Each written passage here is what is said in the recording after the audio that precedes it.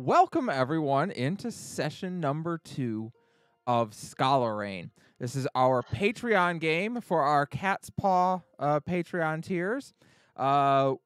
We run this game once a month, I say as I look at the fact that it's been 6 weeks since our last game.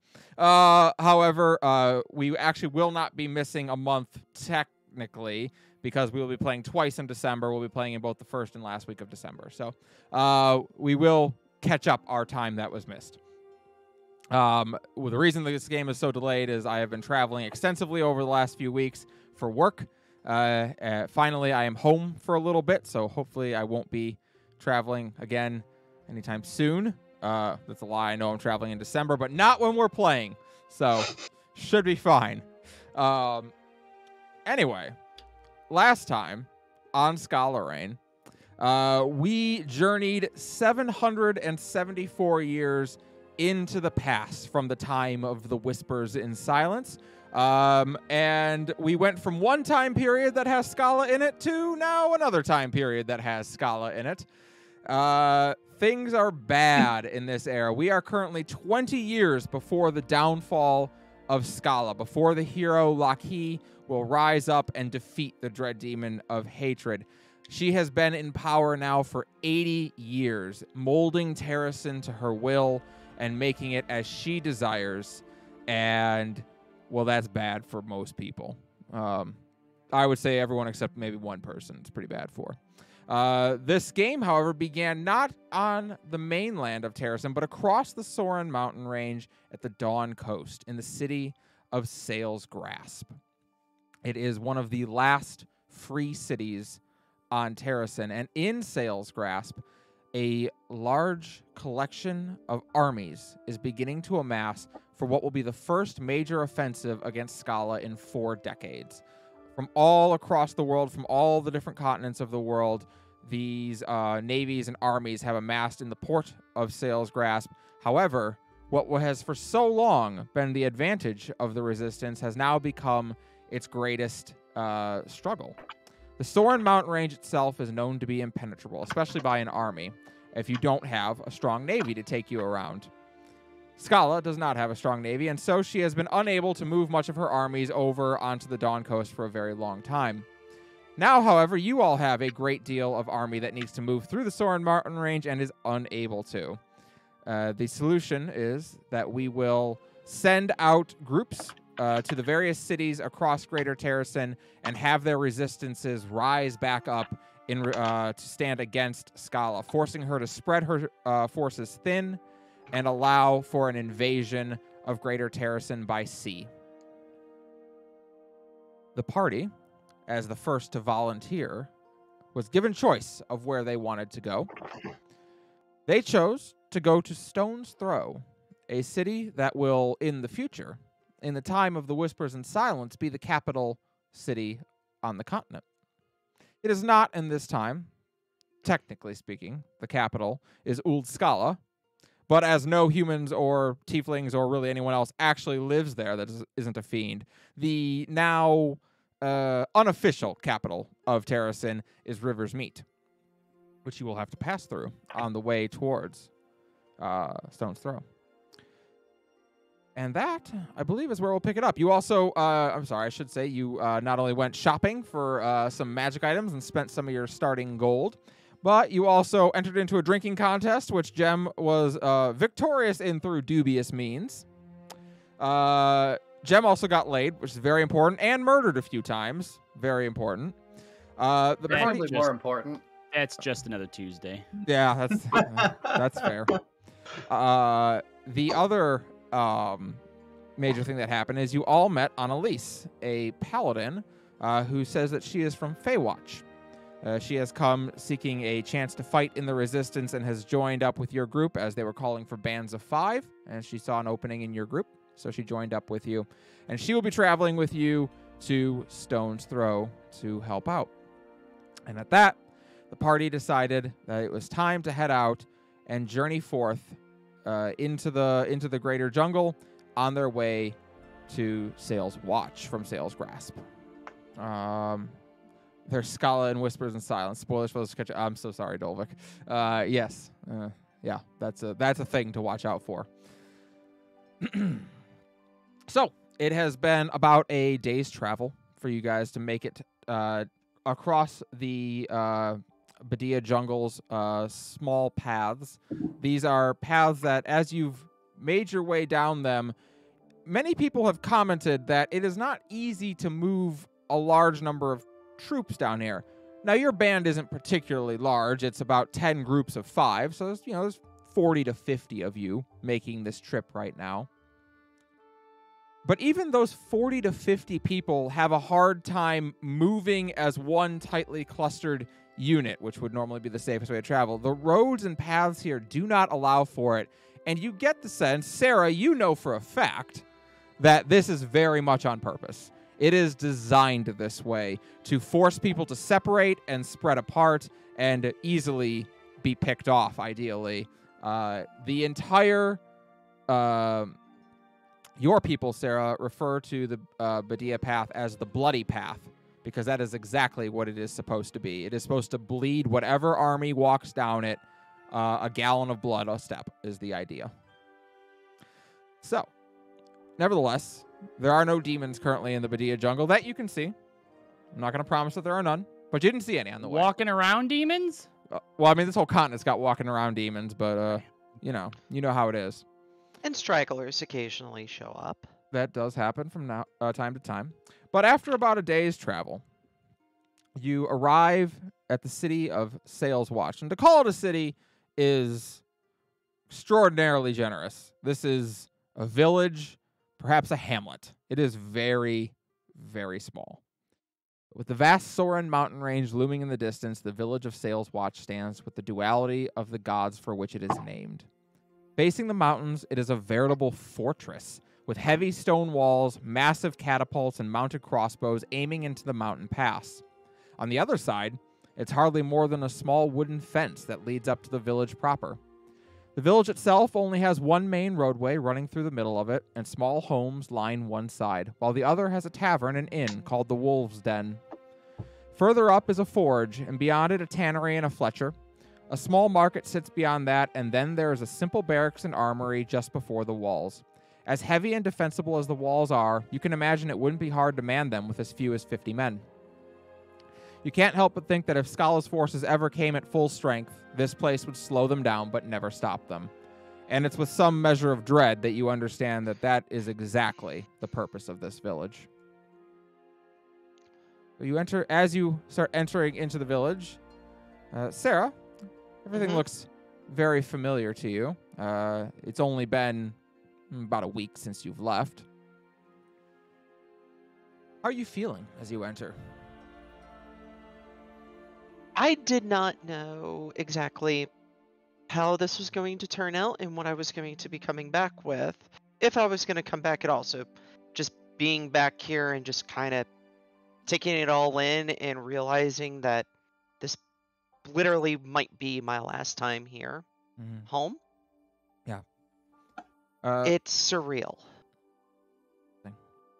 So Captain Luca, who has been leading the expedition, nods and looks out over the 40 or 50 of you. Well, it's relatively close to nightfall, so we'll start up into the mountain pass in the morning. Our watchers say that the weather is supposed to be, well, as expected for the mountain pass. Sarah, you know that means awful. Nevertheless, it should be passable if we're quick about it. So we'll leave at first light in the morning. Anyone who's not up by first light can expect to be left behind. Understood? Understood. Good.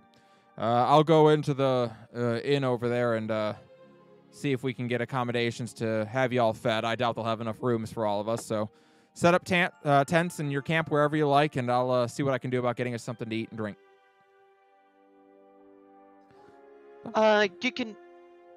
You can let them know you're with me.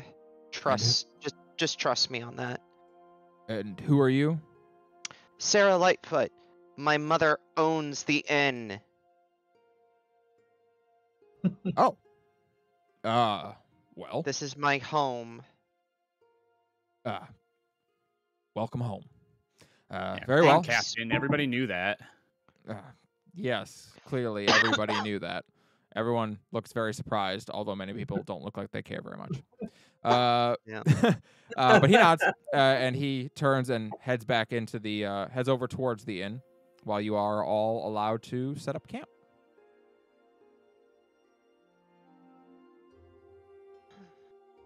Well, Jem starts setting up their tent pretty quickly, since 4 hands are faster than 2. Yeah, no, set up. Obviously. I love not my first rodeo.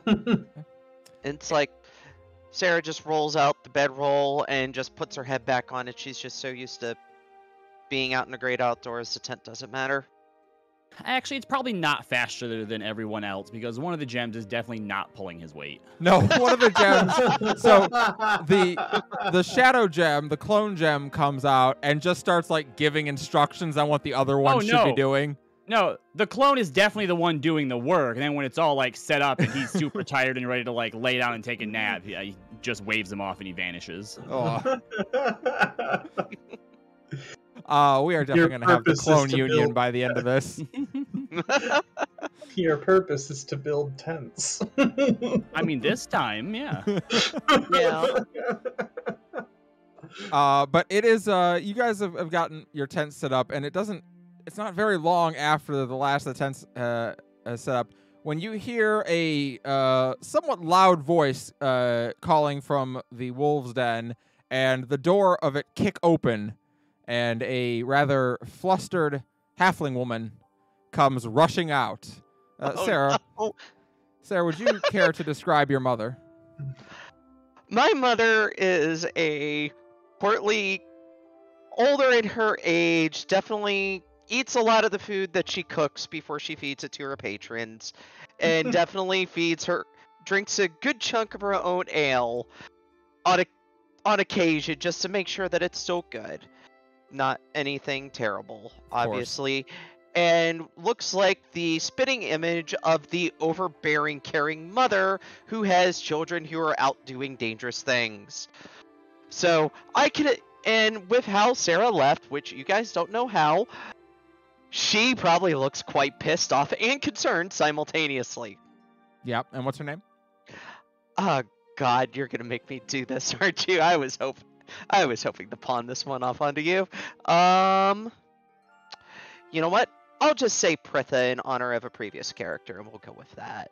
Prithan? Pritha. Pritha. Okay. Indeed.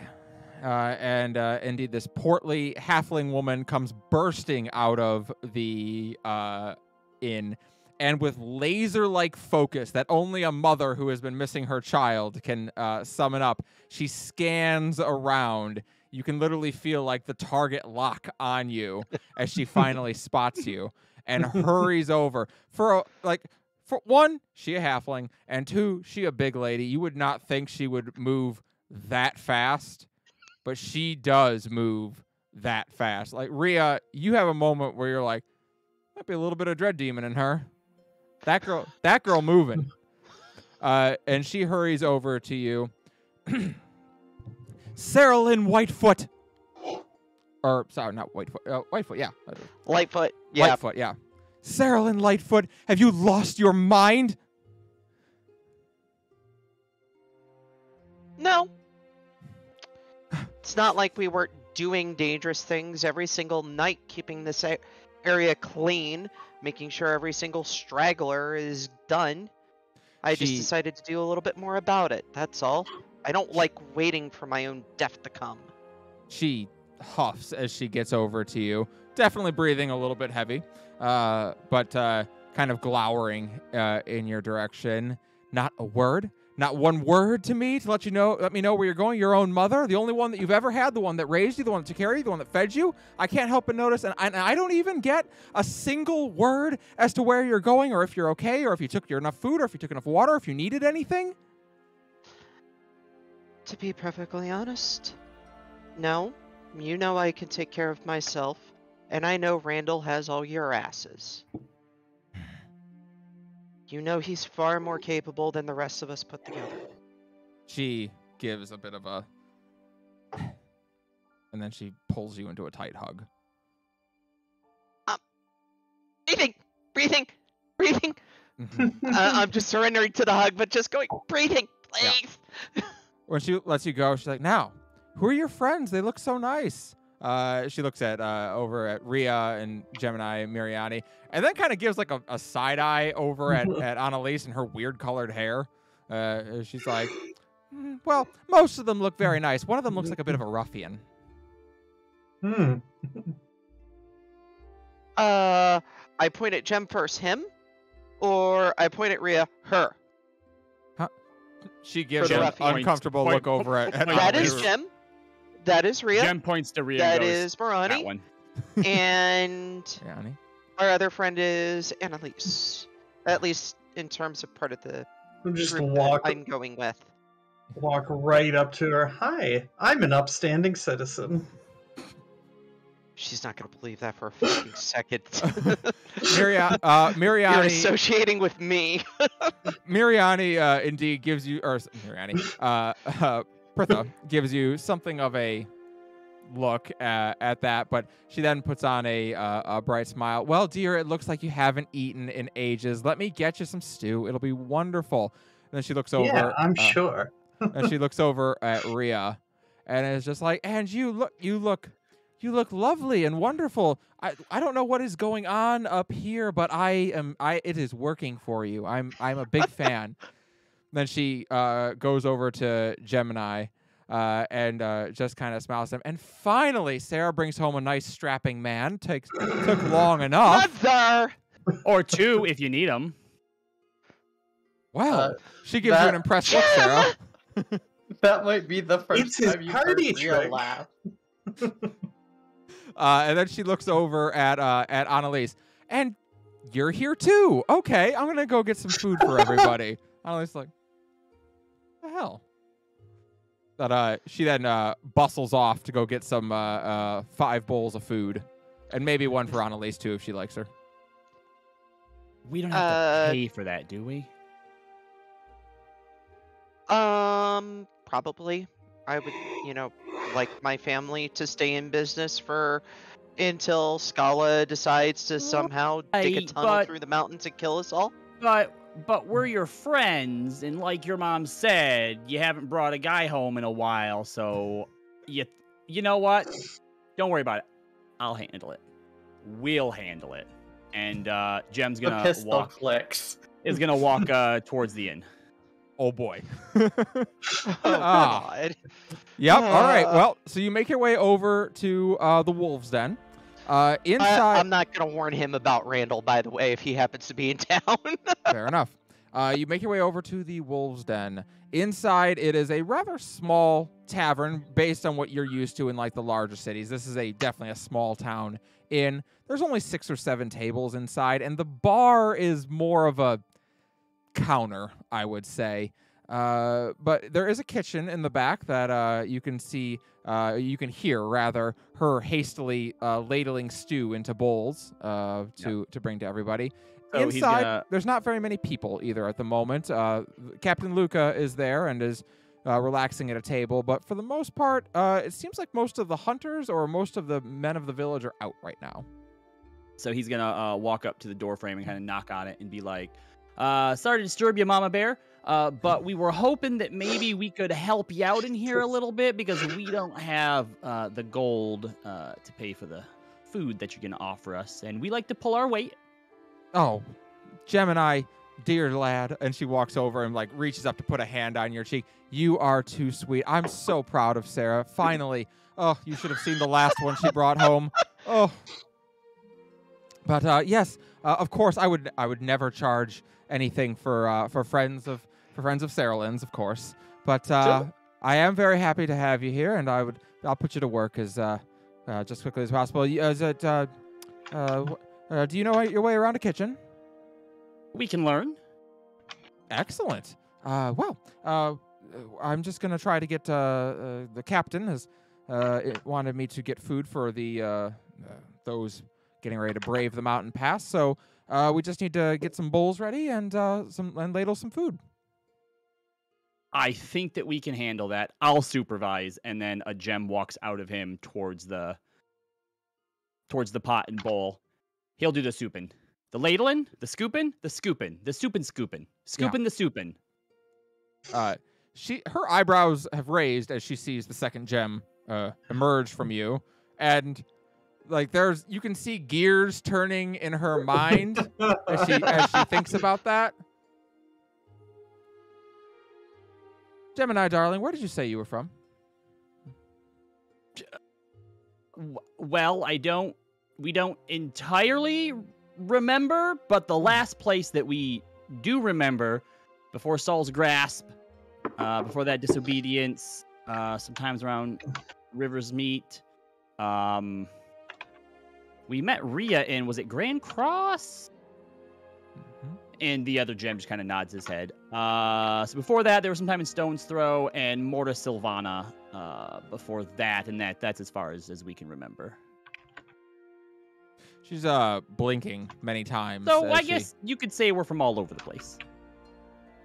Men of the world. Right. Yeah, I've never seen someone who can do that. But well, that is my Saralyn, always an interest in the odd. There's unfortunately a few of us out there that have it, but an oddity nonetheless. Of course. Well, nevertheless, Gem and Gem? Yeah, the gem just goes, Gem. Gem. Well, Gems, welcome to the Wolves' Den. This is my place, and thank you so much for your help. Appreciate you letting us into your pact. I see what you did there.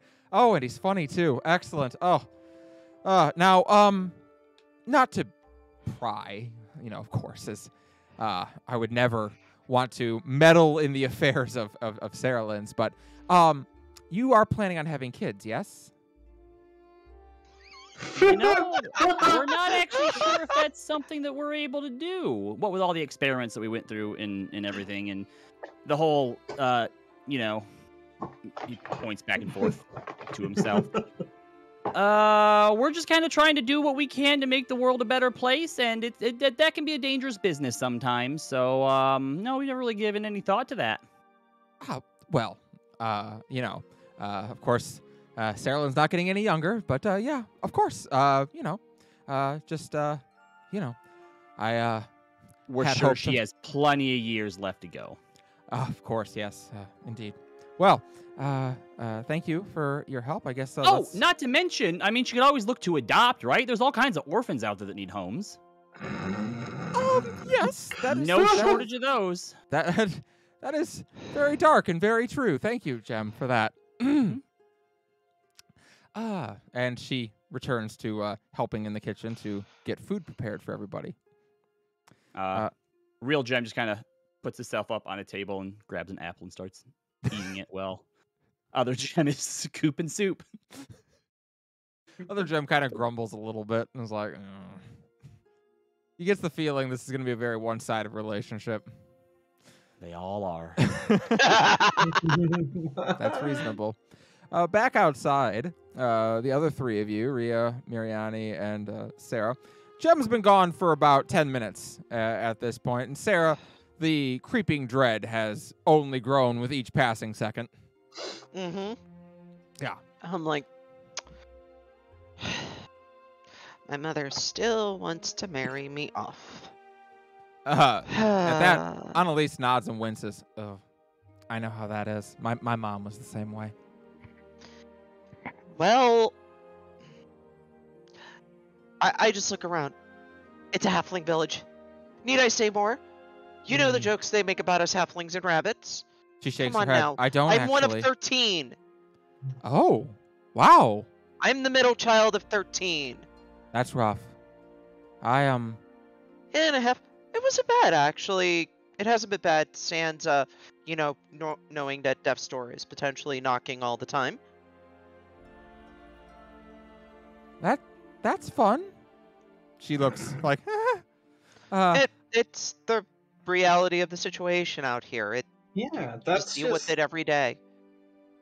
That's I mean, just when good you're survival strategy at finding this the point. occasional zombie, skeleton, lesser demon on occasion, Hmm. it, Yeah. that's a nightly thing here. Trust me, I've lived the life of hunting that shit down.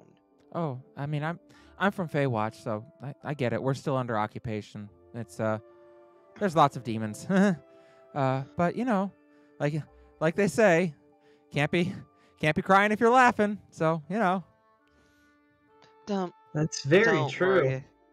Don't worry about it out here. In this area, we're completely safe, and as long as it's only stragglers, we're completely capable. Hmm. Out here. You haven't seen the main band I used to run with yet? No, I guess not. I haven't seen well, I haven't actually seen very many halflings at all. Are they usually out? They're out hunting. Ah, not All for of them. food. I take it.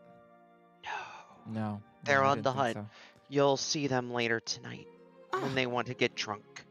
oh, I do like alcohol. Traditional halfling thing. Okay, so you were the middle of 13. She looks to Rhea. And you, any siblings? She puts on a smile like she's trying. No siblings.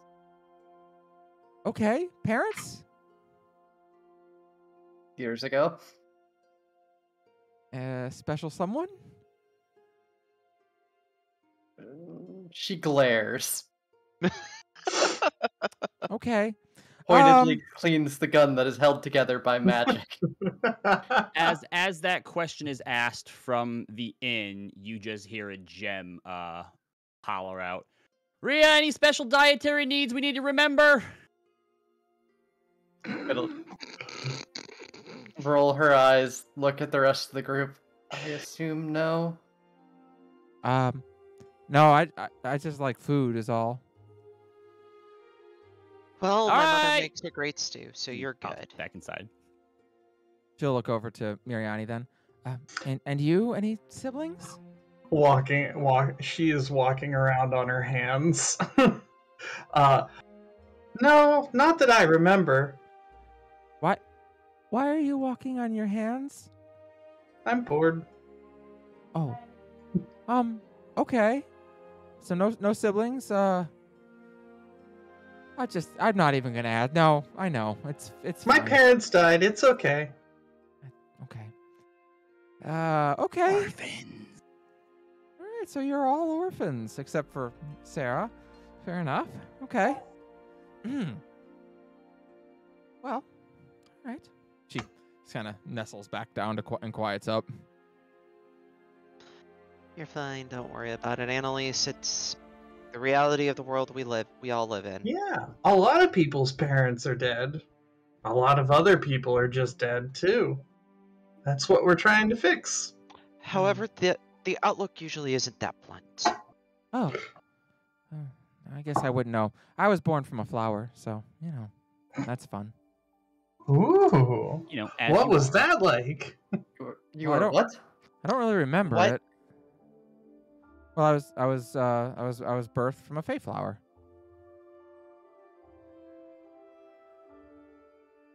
Be it me from being unknowledgeable in the birthing methods of elves, but what? Oh. Yeah. So, technically, I'm like technically an elf. I'm actually would be better classified as a Fey. Yeah. Yeah, so in the Fey Forest, it's very near Feywatch, hence the name. There are some children are born in the forest, and we emerge from the forest, raised by either nymphs or sometimes by spirit animals or sometimes by people who find us. And I was born in the Fey Forest. You would actually you could tell those stories to the various hunters and druids and everything else that'll come back, and they'll eat all that up. You will fit in just fine, dear. Oh, well, that's nice. I think it's just nifty. Nifty. Well, I suppose it is. It's different. But Yeah, most of us stay in the Fae Forest. We don't really tend to leave, but it was. I wanted to see the world, and then I saw the world, and then I didn't want to see the world as much. So then I decided to try to make the world a little bit better than the world was.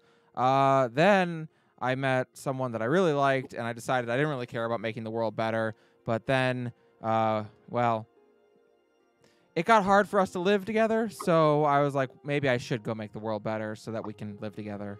And then I left, and I'm here. It's fun. That is definitely an interesting way to come into all of this. So first off, we're glad to have you with us, and second off, hopefully we can maybe get that ball moving. Yes. Well, hopefully. That's the whole point of this, I guess. About that time, It really is. Jem, you and Mama Lightfoot make your way out, holding other Jem is holding 2 large trays with lots of bowls of stew. You are just holding your single bowl of stew. Yep. And Mama Lightfoot also has 2 large trays. You all take them around. Well, not you all. Other Jem and her start distributing food out to the many people here. You just can rejoin the party. Mm-hmm. Oh, were You're you able to back. help in there, Jem? Yeah, we helped quite a bit. Wouldn't have been able to make so much without us. A little bit. Your mom is a pretty good cook. Yeah, she really is. There's never been a complaint about the food or the drink. So, Also, I think that she really wants you to adopt an orphan or something. Just something that I picked what up. I don't did know if that's like you a thing. say to my fucking mother in there? I didn't say anything. She's a real chatterbox, though. Oh. How much did she tell you? I don't know. It's just the orphan thing. I think we think she wants you to adopt an orphan. I'm trying to help out. The pistol clicks and Rhea looks hopefully at Sarah. It's like, I don't have any interest in any of that right now. Well, have you ever told your mother that? Yes, on several occasions. I don't know. She seems like a pretty perceptive woman. Are you sure you don't do... Okay, example.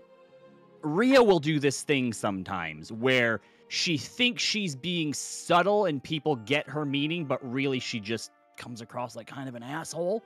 So It's what you need probably to do... because I'm the first daughter of the family. Well, I'm just saying, if you haven't, maybe sit her down and, talk directly to her and let her know exactly how it is you feel about it, that you don't want to give a home to, any of the many orphans that are out there because of the war. I'm sorry to interrupt. Hmm? What's in this stew? I don't know, stew A stuff? whole lot of... Oh. 2 things. 'Cause I see- meat. I see carrots and celery and something weird, stringy. Oh, Hey, Mama that Bear, would be- what's the that stringy would stuff in probably the be stew? the hog. Hog, like As in, like a like, pig? massive Mhm, pig, wild pig that we caught in the forest, and it probably had horns near its snout at one point. Yes. Hmm. They tend to be a common catch around here. Around She the mountains. she starts to turn green and sets the bowl down and pushes it aside. I am so sorry. I did not know. Now, Um, we did yell out and ask if there were any dietary Oh. restrictions. That's didn't know true. people I'll eat spawn meat? out the good berries. I thought that was something These- only demons do. No, most of us require meat, unfortunately. It's unfortunate, yes, but we always make sure to give back around here in some way, shape, or form. And I just cast good berry and hold out the good berries. Will these Oh. do for right now?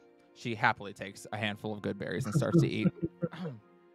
Those will at least satisfy you on that. I know they're bland, but they'll do. Oh no, they're And I'll quite burn good that spell actually. slot. Yeah. No, they're quite good. They have a high magical density to them. Excellent then. Good to know. she's just kind of dancing around a little bit as she eats them. There's music that she hears that no one else does. Fair enough. Mood. Mood. So, the evening settles in. Indeed, as the night wears on, you do start to see small bands of halflings returning in the night, all of them dressed in armor that helps them to blend into the surroundings, that helps them blend into the Badia jungle. One group at a time, they all seem to return, and almost all of them go straight to the bar to start drinking. They don't really seem to pay you much mind or much attention. Notably absent, Sarah, you do not see Randall. That's odd. Did I see any of the members of the pack come through? Yeah, you would have definitely recognized some of your pack in there. Now there's a look of concern on Sarah's face. That does not happen. So I'm going to go talk with them really quick. Sure. Because that's unusual. Yeah, so you make your way over to your former... they're making their way up towards the tavern. And as you head on over, you look at them, and one turns and looks at you and raises his eyebrows. Just, little Sarah? Yes. Hi. You're back? We thought you were dead. No. Off doing other things. Change of priorities. Oh. I didn't notice Randall come in. Where is he? Oh, Randall. Yeah, he's up in the mountain range. What the fuck is he doing there by himself? Even he knows better than that. He's not by himself. He's up there with 3 or 4 others, not from our pack though. I went up to go check the pass and make sure it's traversable. Something about I'm guessing all you people moving through it. That would be correct. That is the change of priorities. But so you're going to the other side then? Yes. I figured try and do something over there. That's all. Best of luck to you, Sarah. I hope you're not, I hope it's not because, we gave you a hard time sometimes. We certainly don't want to see you go get hurt. Goodness no. Goodness no. Love the time with the pack and all of you. It's been more of a... I don't want to just sit here and wait. I want to do something about it if I can. I want to go down kicking and screaming. Well, ain't that the God's damn truth, I suppose. I know. But knowing that he's out there doing that, I'm sure he'll be fine. So that would explain that. And I simply bow and I say, nice speaking with you folks. Hopefully this isn't the last time. Well, and I head back to the camp. Hey, you're Randall's little sister. You'll be fine. I hope so. Part of this is going to be luck. At that, they all turn and head into the tavern to go join the others and presumably get cranked. Oh yeah, most likely. The cranking is nightly. So the night sets in, and unless there's anything anyone wants to do, we'll head to bed. Yeah, I don't have anything else. No, that sounds quite good. All right. Nope, nothing from Annalise either. So, nightfall sets, and you all lay down to rest. Sarah, it's a very normal night for you. The sounds that you hear in this area are ones you have known since you were very young. The strange howlings of the mountain that you can never quite guess if it's winds or some monstrosity lurking among the peaks. For the rest of you, well, you've only heard it once. on your first trip. Well, Mariana, you may never have heard it, but the Jem, Rhea, and Annalise, you have at least once passed through this area, and you do know some of the strange noises that are heard. But you're all able to find your way to sleep eventually. Throughout the night, whenever a noise happens and Jem knows what it is, he just calls out like what it is. Like, no, that's just werewolf tearing out somebody's insides. It's just a mushroom spider. Sarah's out cold, so she's not acknowledging even any of this going on. I She's imagine there's so just out. like one, like just this one dude who's a bit of like a younger guy, kind of like a rookie who's just like Whoever drew terrified Monster shitless. Watch. Oh yeah, exactly. I'm sure. And then just every hour, Jem just like mentions what it is, and it's not helping this guy out at all. That's great, one though. rookie who's like, you know what? I don't want to do this. Actually, I'm good. So you all eventually do find sleep. Jem, as you sleep, you can't help but feel, as often happens when you rest, you feel your power activate at some point in the night. You don't know how you're aware of it, but it has that same kind of feeling as when a clone leaves you. Mm. It happens often. You're not unused to it, and it usually heralds the beginning of a dream for you. Your dream is a weird one. You open your eyes, and you're in a building of some kind. Stone floors, stone wall. And as you look around, you look up and you can see a thatch roof, which is interesting. Not a whole lot of places building thatch roofs right now because they don't tend to survive very long. So you look around this room. It's probably about, 10 by 15. It's not a particularly large room. But all along the walls are bookshelves. And in the center is what looks like maybe a lectern of some kind with a scroll rolled across it. Although this room doesn't look like it's been used a lot in a minute, at least not for people to be in it. Maybe this lectern is just stored here. But also in the room is a woman.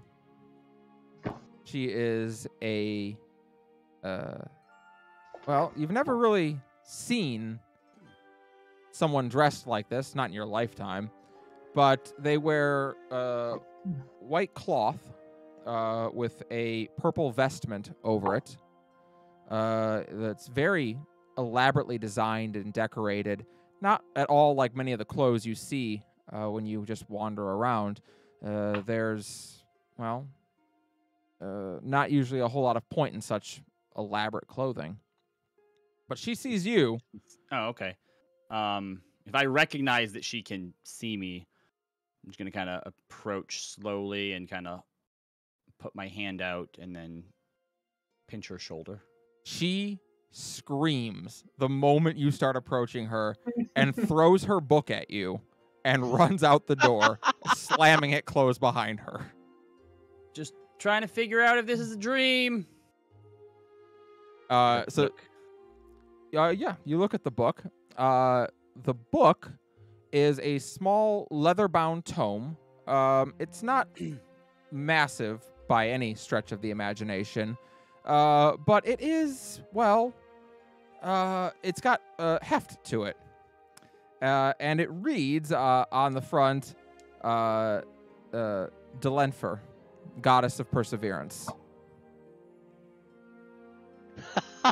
Yeah, now I'm remembering this. Yep, called it. Yep. Yep, it's happening. Is this the first time this kind of dream has happened to me then? Yes, this is the first time it has been. You've had dreams like this before, but not that you could actually like move around and do stuff.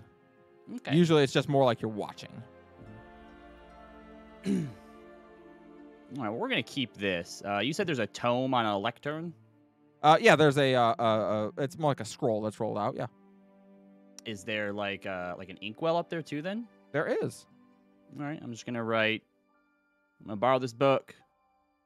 I guess I owe you a book. Do you flip through? Do you flip through the book at all? Take it with me. That's fine. As I look around, not really sure where to go or what to do. Yeah, you're just kind of in this room, and as you kind of look around, the door seems to be locked. You get the feeling that they locked you in after they freaked out. And they're maybe Why going is to there get a the lock guards. on the outside? You don't really know the layout of the building. Yes. Can I summon a clone? You can summon a clone in here, yeah. All right. You're capable. Windows? Windows, yeah. There's Windows. I'm gonna look out one. Yep. You do or the clone does? Clone first. Clone does. The clone walks over and looks out the window and then just kind of shrugs at you. It's a city. How high up are we? First floor, we're good. Oh. It's about a moment later, you hear the door unlock. Nope, I dismiss him. Yeah, the clone vanishes. You hear the door unlock, and two people enter into the room. One of them looks like a young dragonborn. I've never seen a dragonborn before, so that's interesting. She's got white scales, and on her back there is a lute, as well as a quiver with some arrows in it, which is interesting. And the other person is a human with blonde hair, who has two daggers on her hips rather. And they both just look at you, blinking for a moment. I wave. You Hey. wave at them. You wave at them, say hey, and that is where the dream ends. And you snap back to wake up outside the campsite. All right. And it has begun. Cool. Do I still have the book? You do still have the book. Weird. Dunamancy, folks. You, Rhea, you are also a very light sleeper.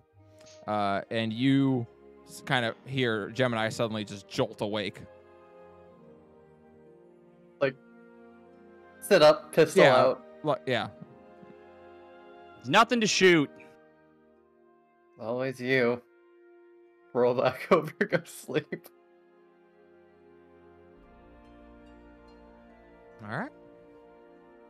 Other than that, this night passes very uneventfully. In the morning,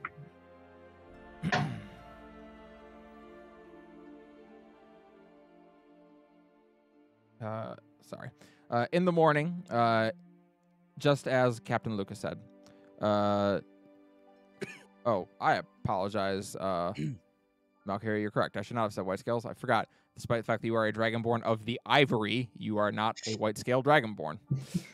So, sorry. Yes, she's red-scaled, right? I believe. Yes. Sorry, I can't see color very well. I presume she's red-scaled. I think that's what it looks like. Purple Oh, scale. purple. Fair Okay, enough. thank you. Yeah, colors are hard. But yes, you wake up in the morning, and as Captain Lucas said, everyone is getting up very quickly. He has started going around with just a couple simple with a pan and a spoon, just banging a couple times as he walks around, waking everybody up. A lot of people sound pissed off. Yeah, Rhea's gonna see that. Hold the pistol in the air, shoot. Get your asses up. Damn. That'll startle everybody. As the gunshot goes off, a lot of people turn to look at you, including halflings who are of the watch in the city. I'm probably not gonna come back this way. I don't care. That's a healthy mindset right there. Yes, it is. And this time, yeah. Annalise also kind of staggers awake, like, oh, good morning, everyone. Are you ready? I haven't slept like that in a while. Yeah. Probably be the last time I sleep like that in a while. So, I'll take it. Yeah. So, as you all pack up, you get back on the move, journeying through Sale's watch, and of course, Sarah. Your mother is there waiting for you at the far gates, the massive gates that lead up into Boss's Walk. Jem nudges Sarah. Might not get another chance. Yes, Mom. Sarah Lynn, well,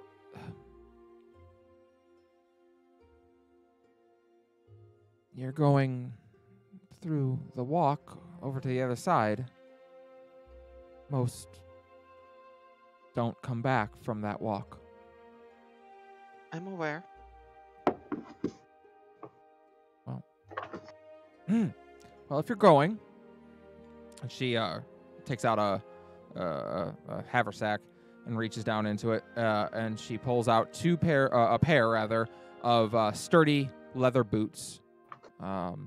They look brand new, maybe just recently crafted, to replace yours. Which, I mean, your boots are fine, but they're, you've had them for a while. They're old, Mm-hmm. and They're worn in. yeah, she gives you the new boots, and then reaches back in and takes out a cloak that she has made herself. It has a small symbol of Sail's watch on it, and a wolf's head as well. Mm-hmm. It has a fur lining over the shoulder to help keep you warm, and she wraps it around you. Okay. Well, if you're gonna go, you're gonna at least be warm and have good shoes. Thank you. There is a small tear coming down Sarah's right eye there, showing how much that means to her. Mhm. She knows she probably isn't coming back, and she knows that. Mhm.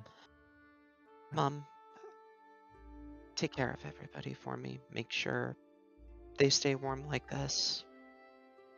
And make sure that asshole older brother of mine stays protecting this place as long as possible, even if you have to drag him out of the grave yourself, since I won't be here to do it.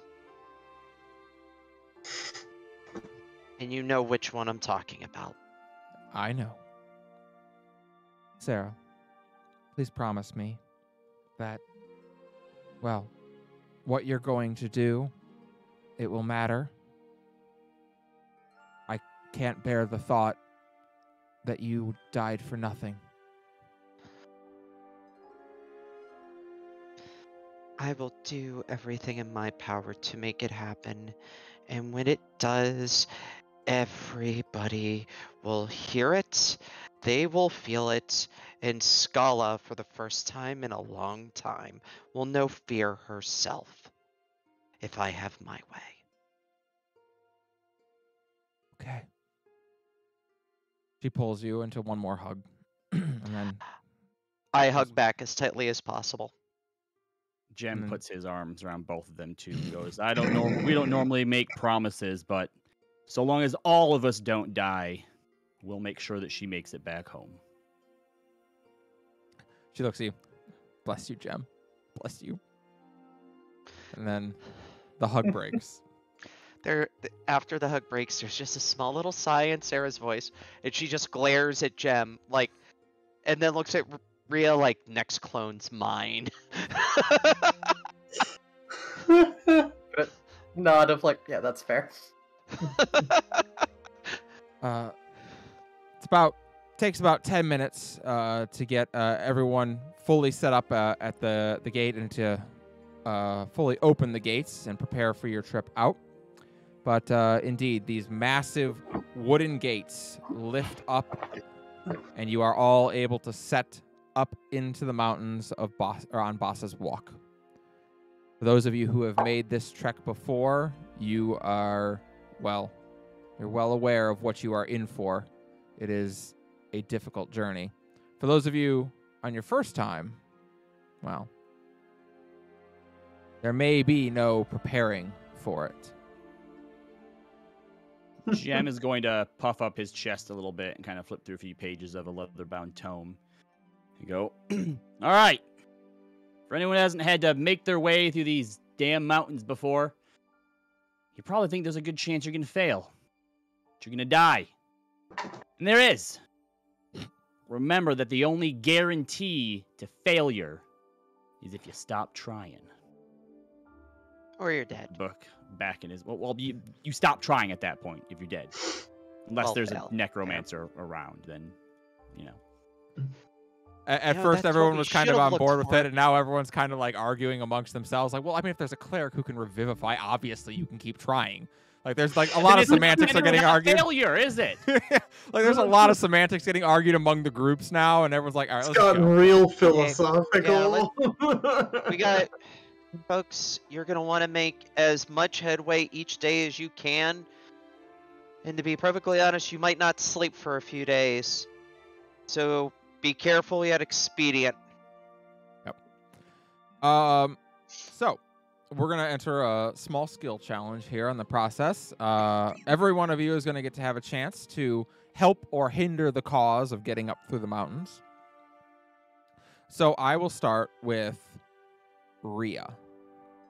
How do you wish to either help or hinder our the cause of this group's travel through Boss's Walk? So, are we talking like there's kind of sort of a path, or are we like straight up climbing? It is a path, but it involves a lot of climbing. It is not a easily traversed path. Can I use acrobatics to be the one that climbs up and like puts the pins in for ropes and shit? Absolutely. You go ahead and make me an acrobatics check. Oh boy. I had a decent amount of those. 19. 19. Okay. Excellent. So as you all begin your ascent up these mountains, they frequently take volunteers for someone who's willing to scale basically unprotected without a safety line to place the pins down so that others can climb more safely. Rhea, you frequently find yourself being one of those who volunteers for that. Jem also frequently volunteers, not himself, but his clones, No, to of course. to make the trip up. I am my clones, thank you. That's correct. Jem frequently volunteers clones to go up and aid as well. Indeed, you are able to help the group quite a bit in climbing. Jem, how would you like to aid the trek? Let's go with athletics. Wherever there is a sort of precarious place, and I'm gonna see if I can argue advantage because of this. Using his clones basically puts them in a way to where, like, let's say we're going over, like, there's where people are kind of like, there's like a thin ledge that's like crumbling and you could fall. He puts his clone at a place that if someone were to stumble or whatnot, they can kind of like push him across, help him across, and probably just end up falling themselves. What a montage. Wow. Yeah, all right. Sacrificial lambs. Go ahead and make an athletics check for me. With advantage? Yeah, you can do with advantage for expending clones. Yep. You monster. Fuck you, liquid core dice. But luckily, my Rocky dice was an 18 plus 7. All right, 25. That will absolutely help. So indeed, a number of times you do reach points where the path starts to really thin as it gets close to the mountain wall. A lot of the time when you're traveling up, it's not actually all that scary. I mean, it's just a relatively uneven plane that you're working your way up steadily. But sometimes you're on a very thin path, and then it is scary. This is the part where they say don't look down. There's definitely a point where like there's like a 5-foot gap. Yeah. That you could probably jump, but with all the stuff that people's carrying, like, it's dangerous. Yeah. So Jem puts a clone down to act as a bridge, and people walk across him. And then the last person gets across him, and he loses his grip and like falls, and they just hear him like bouncing off of stuff. And Jem's just like, don't worry about it. He's fine. The person he'll be okay. The last person to cross is the same rookie from the other night who's just like, oh my god. All right. Jem puts a hand on his shoulders, just like, he'll be fine. Don't even worry about it. This person is definitely worrying about it a little bit until they see that it's just you, and you're like, oh, okay. Sarah, how would you like to aid the party in this journey? Well, as somebody who would be familiar with these routes, having, to occasionally go through and clear out whatever bullshit might be here, um, I would definitely be acting as one of the primary guides, trying to say, hey, this is where you're going to say we're on top of a cliff ledge, we just climbed up. I'm like, this is where you're gonna go. These are the things to watch for along the route. This is stuff to be careful of, may or may not be there, and just kind of acting as the here's what you need to prepare for type, and Yeah. just trying to do everything I can to make sure none of these people die. Sounds like a survival check to me. That's what I was aiming for. All right. Yep. Go ahead. Make a survival check for me. I like that number. Yeah, 23. 23 is a good number. Indeed. So your pack has indeed many times come up into Boss's Walk to clear out scraggling demons, things that have found their way closer to Sales Watch than you would find acceptable. And your people have responsibility to go as far as Deep Bite Pass. After Deep Bite Pass, you are considered technically to be in Greater Terracin, and that is no longer your territory. So that is as far as you have ever gone, but that is considered to be a little over the halfway point of the trip. So until then, you are relatively well versed in your knowledge of how to get people up this mountain, or up these mountains, I should say. And yeah, you are able to guide people across parts that would normally be pitfalls, or places that might look safe but are not, and you help quite a bit in getting the group up there. Miriani, what would you like to do to help the party? Would it be reasonable to use stealth and just sort of help everybody, like, try and move quiet, like tips and tricks as we go? Oh, I see. As if to not alert any things in the area? Yeah, or any of Skull's forces that may be scouting or anything, and yeah, pass undetected as much as possible. It is interesting. Another name for this place is the Silent Pass. And the reason it is called the Silent Pass is there are legends that a dragon lives underneath the Soren mountain range. Now, when I say a dragon, what do I mean? We know of the Dragonborn, but what is a actual dragon? Does that refer to the Prime Goddess's fifth child, dragon, or fourth child, dragon, or no? When we say a dragon, what that typically refers to is the forebears of the Dragonborn, the oldest descendant, or the oldest ancestors of the Dragonborn before you reach dragon themselves. That's typically what that would refer to. And indeed, ain't nobody wants to deal with that, so they say you should always move quietly through Boss's Walk. Now, to be clear, you've only heard those stories and legends since getting to Sales Watch and Sales Grasp, because nobody on Greater Terracin really knows of this path. Or at least very few do, because if more did, Skala would know. And that would be bad. So yeah, I would say go ahead and make a stealth roll to assist not only in avoiding the attention of the fiendish, but perhaps a very old dragon. That is a 13 total. All right. Okay. You are able to get people relatively well along the pass. There are spots you're not used to traveling in the mountains too much. You've done it before. I'm more urban stealth. Yeah, exactly. This is a little bit different for you. Along the way, you do at one point attract the attention of a... it's hard to describe. It's a flying fiend of some sort. It is winged, has bat wings, but its head looks more like that of an elephant, and its size is more like that of an elephant. It is an unpleasant thing. Everyone go ahead and take a d6 of damage as you fight it off. Fair enough. 1. Roll that. Oof. Oh, a d6, not 6. Yep. Yeah, you don't have to take 6. It's just D6. Yeah. So, and then that just leaves Ms. Annalise. And Miss Annalise is going to use persuasion, I think.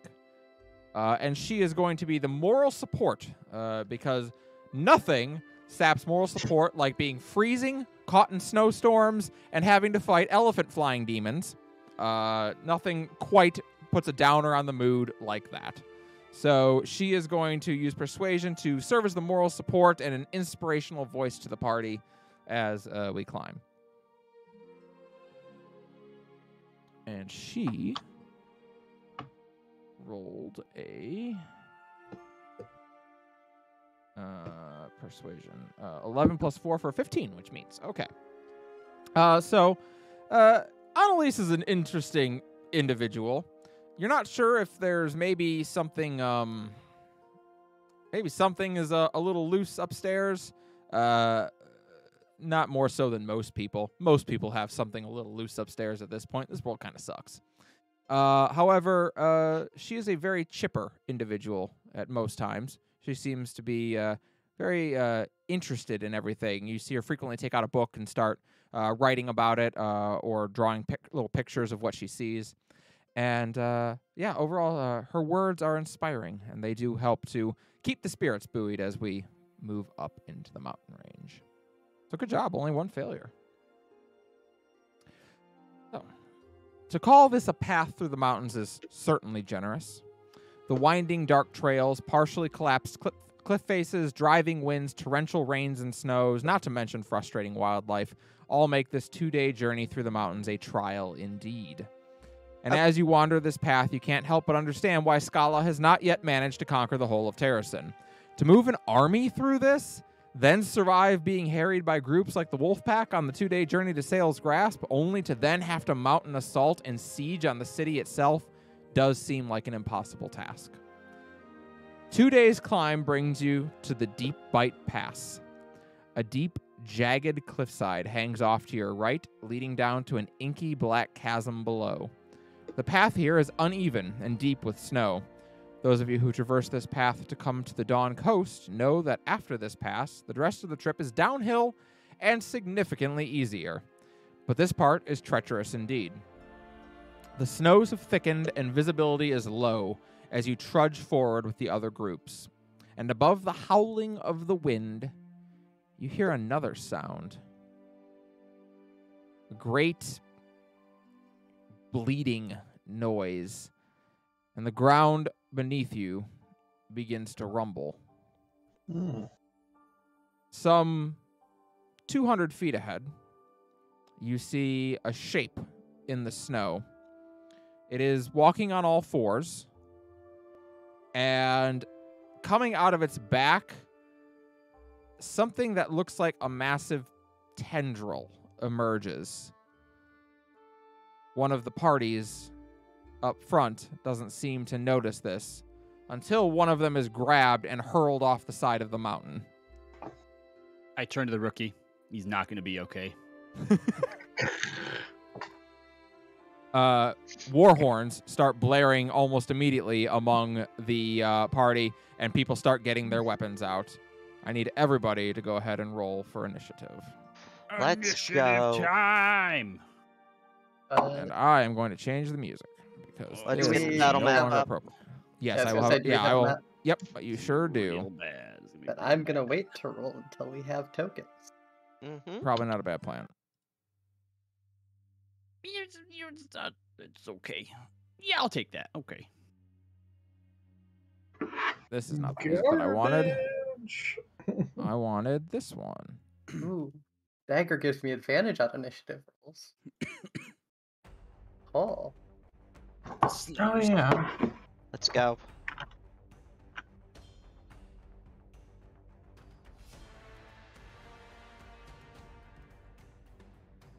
So you guys can order yourself in whatever order you wish to be, whatever your marching order was. what are we calling the front? Let's go. The front is north. Yeah, I'm probably roughly where I would be.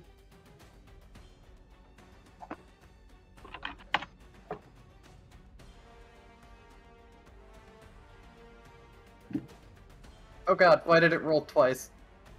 Well, it's actually a 20. All right.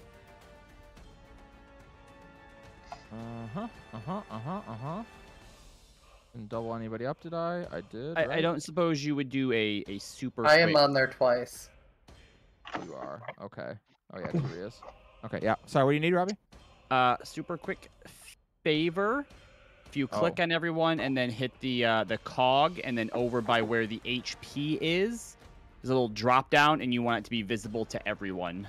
Because I can only see one person's HP and nobody's names. Nobody's names. Okay, well, everyone has to put their HP in still, which is why you can't see anyone's HP. Fair Got enough. mine. Where's You the can't drop see down to anybody's let everyone else names. see That's odd. It's basically the same Uh, thing. There's just a check mark that you need for display to everyone. I don't Yeah, here we go. see that. I just have token auras. Hold up. Hold up. So Rhea, if you click the cog, the top bar 1, just put your HPs in there. But bar 3 is red, and red is health. Oh, sorry, bar 1. I mean, there's 3 bars, and you can put 1. I mean, I guess you can use whichever one you want, but we normally use green. Yeah, no, we had this whole thing like 2 weeks ago. All right, can everyone see everyone's stuff now? Yeah. I mean, if you really want to get crazy with it, you use green until halfway, and then you switch it over to blue, and then when it's like a quarter or less, then you use red. That's The madness. Pokemon. And Robbie, this is for you to use as you need. He'll be over here for now because he's not out. Okay. What is everyone's initiative? Go ahead and add them in. I'm gonna get my people's initiative up, and you guys we need to go over the combat map so you all can see. You should be able to go over and click the 0 next to your name and change it. Yep. Uh-oh. No one's cams popped up. That's making me nervous. Oh, no. No. No one's what? You No know what one's I cams don't popped miss? up on this map. Doing this. Discord cams. Yeah. Oh. I don't. Oh God. Uh-oh. Okay. No one's cam at all popped Did up. you ever have to set this up before?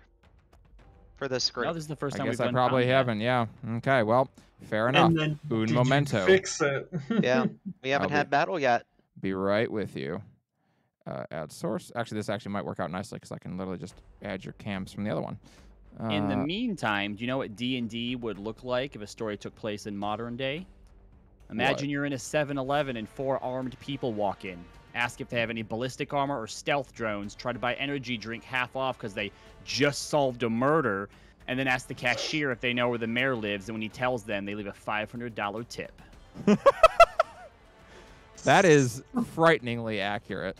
That is amazing. Yup. Yeah. All right. Sorry about That's all I this, got. everybody. So somebody else's turn to entertain now. That made in way too much sense now.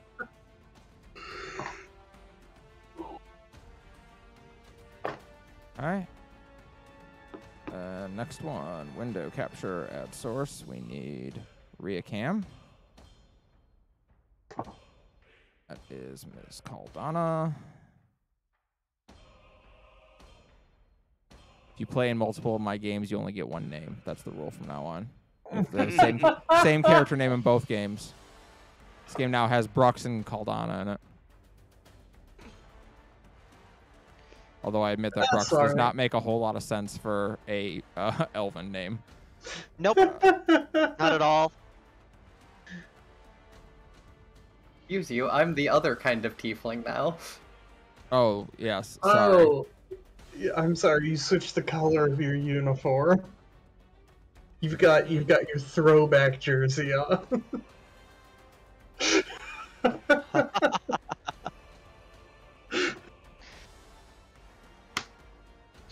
All right, there's 2. And then we need Sarah Cam. Add. I really wish when I added it, it would already be properly shrunk, but whatever. Never. No, you don't ever get anything nice.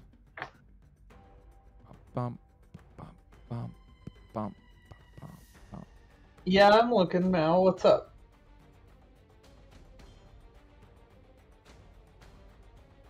Mal, did you appreciate that I closed the time loop?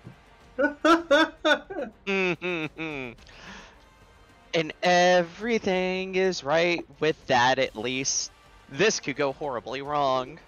So Correct. someone trying to use AI to beat their writer's block, put this in. Write the stats to a magic coin for Dungeons and Dragons. And the AI goes, the coin has a 50% chance of landing on heads. I mean, yeah, that's Great job, AI. Great job. I mean, listen.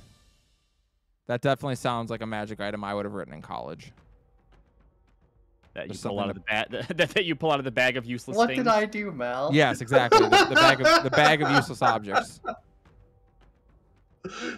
That was my favorite magic item. I loved it so much.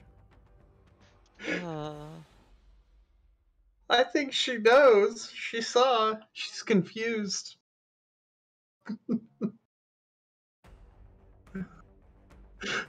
Oh dear. Well, I am sorry that we upset you, Mal. I certainly didn't want to upset you. All right. That's good. All right, so now let me just roll up my initiatives, and we'll be good to go. You just got from closing the time loop. No, actually, because she said that earlier in the chat. Welcome in, Hall Gaming. Thank you for the raid. All right, initiative. I hate how some things enemies have like their +2 initiative listed and other things don't. So it's just dex, I guess. Oh, wow. They get horrible pluses to initiative. Oh, of course. All right, great. Sick. Funny how we always make comments that make it seem like we didn't actually look at the stats of the monsters that we chose for the encounter. I know. I know. It's the best. No, Mal threatened that way back before we like really started. I forget what we were doing. You want from me, Mal? How am I supposed to do that? I don't even live in the same state. Neither do I. Oh, we're back to warring over firsts. Awesome. 19. We gotta get that first thirst. Rhea, I still don't have your initiative put in, and I need to put in Annalise's as well. Annalise. You deleted the Rhea that had initiative. They both had 0 when I deleted them. Thank you very much. One of them had 20. Wow, Annalise got a good one, too. What's my dex? All right. All right. Players, we have our first combat of Skalareign. Yeah, I gotta see what this character can do. Yep. What's your dex, Rhea? I just put it as the decimal. I don't know why it didn't automatically take 17? it. Oh, shit. I think these also have 17 dex. They Well, do. What happens if dex is tied? I think player goes first if dex is tied, actually. Yes, You I have to- think you have that to is the meet case. Or beat. Yep. Okay. I don't know. I don't think I've ever had it come All right. down to that with the dex. I know. All right, Sarah, you are first with Rhea on deck. Alright, so all these motherfuckers right here to the right of everything, are they all flying? They are all flying above the chasm, yes. Alright, Giant Eagle time. I just look at Nah, I'm not even going to bother with grabbing the clone. Giant Eagle time, and I'm going airborne to start taking these things out. All right. Do it Clone up. technically isn't out yet, so. So, yep, so that'll work. And let's see, they have a fly of 80, so that is bonus action, wild shape. I will demarcate that just to say how much of that I have. If my browser will let me, okay. Oh yeah, and I will attack the far one right here. All right. Go ahead. Make your attack. And let's see, that will be... I get a multi-attack, one with the beak, one with the talon. So, Okay. alright, let's go with beak. 17 to hit. 17 hits. Alright. So that'll be 9 piercing, and then the talons. All right. Oof, probably not. 11 misses. Yeah, and that roll is terrible. Holy hell. Yeah, 6 plus 5. And that is it. Alrighty. So yes, you all watch as Sarah transforms into owl. You said, right? Giant eagle. Oh, eagle. Into a great eagle, and screams forward, letting out a loud screech as it goes, and just starts to maul at one of these kind of carrion, almost dripping birds that are flying next to you. Yeah, AC 13 right now for that until I get off the other thing. So Excellent. All right, Rhea, you are up with a cliff racer on deck. Okay, this one's close to me, and I don't like that. That's reasonable. I'm gonna Hexblade Curse. Hexblade's Curse? Yep, go ahead. And then... What does your Hexblade's Curse look like? Ooh, I haven't thought about that. Probably some fairly demonic-looking chains. I say, like, I always like asking people, because one of my favorite things about Liliana is how fucking terrifying her Hexblade's Curse was. Yeah, it's probably some fairly demonic-looking chains. Oh, I forgot. Annalise had to take a d6 of damage. Damn it, Annalise!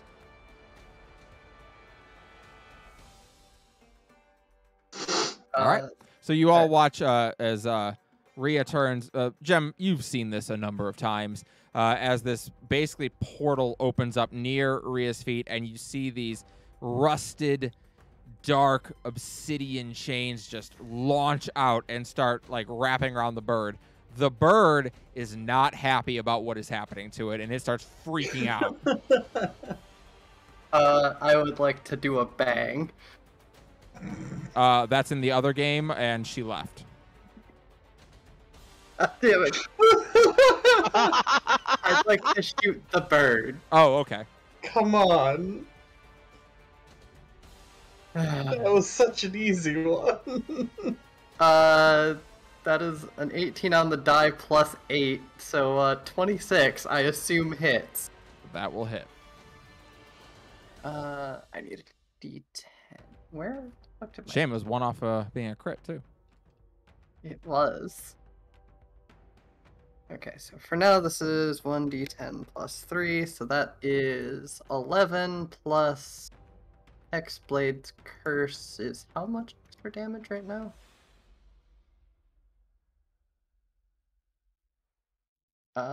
Three. So 14 yeah, 14 damage sounds right? Yes. 14 damage? That is how math works. That is how math works. All right. I'm just trying to make sure there wasn't anything else with the gun. I don't think so.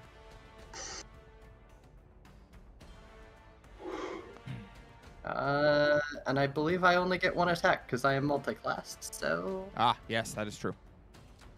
Because for you, you need to be able to get Agonizing Blade, I think it is, or something like that.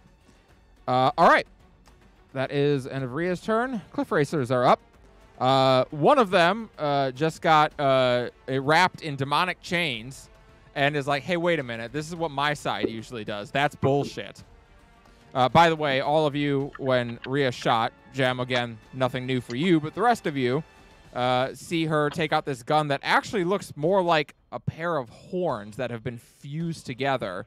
You're not quite sure where a bullet emerges from, and yet as she holds it up and fires it, this little glowing pellet launches out and kind of explodes as it hits the enemy. But not yeah, too bullish about using that. the Cliff Racer is going to haul ass over here, and it is going to attack the person who is being a jerk and using demonic forces on it. So we are going to use these. It is going to attack you with its claws. Does a 16 hit your AC? It would, but I'm gonna reaction cast shield. All right, you may reaction cast shield. Oops. So now it has to be to 19. 19. All right. Well, that's all for that Cliff Racer's turn. The other one will just take a step up And it will attack Gemini. Gemini does a 14 hit your AC. It does not. Does not. All right. That is all for that Cliff Racer then. Annalise's turn. She is going to see this Cliff Racer over here that ran over and tried to attack Rhea. And as you throw your shield up, you see a kind of a dash right past your eyes as Annalise comes running forward and jumps up to try and attack the Cliff Racer. Oh, Annalise, you're killing me, girl. Does a... What's your proficiency? Oh, well, at least you have better strength than Roz does. So plus 7 does a 12 hit. It does not. Boo. Annalise, all right, she'll take her second attack. Okay, 24 does hit, though. And she is using a longsword and a shield. So that is going to be 7 damage. Do you have proficiency to damage? No. 7 damage, but nevertheless, that is enough. So you, Rhea, you watch as she comes running past you, and then launches up into the air. The bird as she like swipes upward. The bird kind of dodges to the side, but as she comes right back down, she just buries her blade through it and pins it down to the ground. It is dead.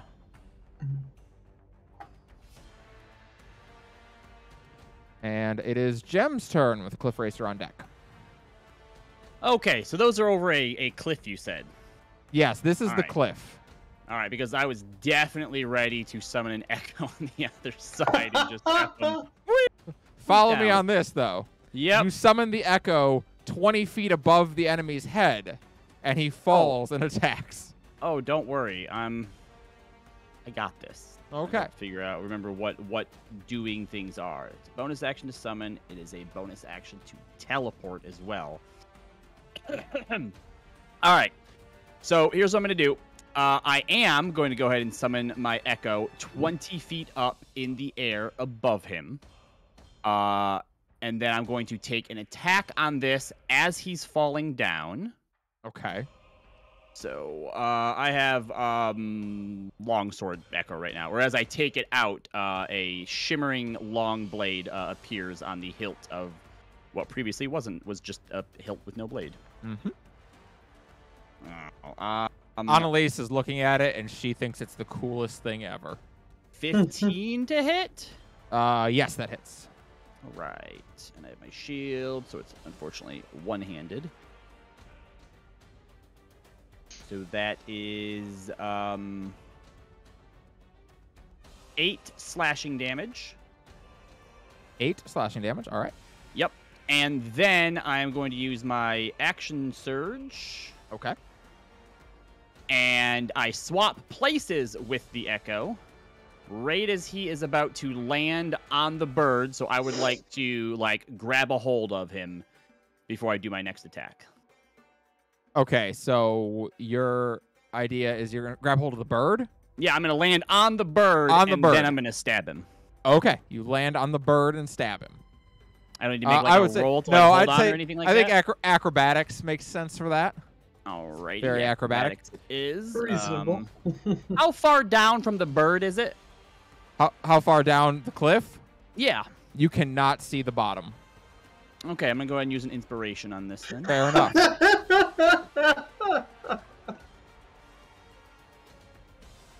Yeah, that'll do. That is a dirty 20. Yes. All right. So with a dirty 20, you swap places with your clone and land right on top of the bird. The bird does not know what to do with that. This doesn't usually happen. It's not how it usually goes. Now, since I'm basically on top of him, would you let me argue for advantage on the attack? I would let you have the +2 flanking for being Cool. I'll take it. across from Shadow Gem. That is... Where'd my attacks go? Some Shadow of the Colossus shit. That is 23. 23 to hit? Yes, that will absolutely hit. 12 slashing damage. All right. And so you land on this bird's back, The bird lets out a squawk of surprise as it starts to flail and around, and you just bring your blade down and slash through its neck and cut its head off. And then jump off the bird as it falls and land next to my Echo, who gives me a high five. All right. That's the end of my turn. It's a pretty sick turn. It's pretty good. Pretty good at definitely. All right. Cliff Racer's up. Cliff Racer is going to fight this big eagle that just showed up and decided to fight it. Ooh, nat 20. Oh, god damn you. My first of the campaign. Well, at least it Now came I'm happy on. I chose that form. At least it came on the Cliff Racer and not on the other enemy. So that is going to be double damage. So that All is right. 28 damage. Form drops. All right. And I take 2 damage.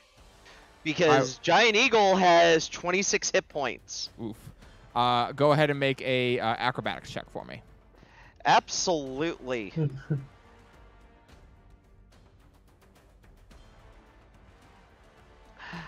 Okay. That's a good roll, though.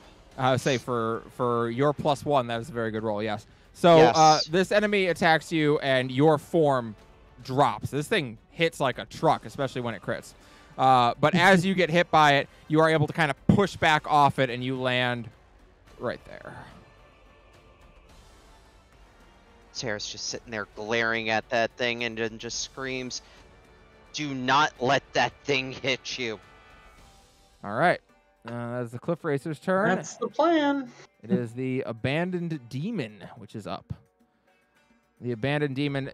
You all hear a noise from up top, from way up on these ridges up here, as this first of these two monsters starts to appear over the side. And as you can see them now, they are indeed four-legged creatures. They look like they were maybe hounds at one time, but their flesh is melting off of them. Real quick, since I didn't use my movement, would you let me just run a few feet? Yeah, you can move a couple feet if you want to. All right. I'm gonna put Gemini by Miriana and Shadow Gem by Rhea. All right. And so you see this thing, its head appears as its mouth opens and this black bile spills out of it over the snow, and it goes, "My lady, why would you abandon me?" And it gurgles on something as it lunges forward. Don't like that.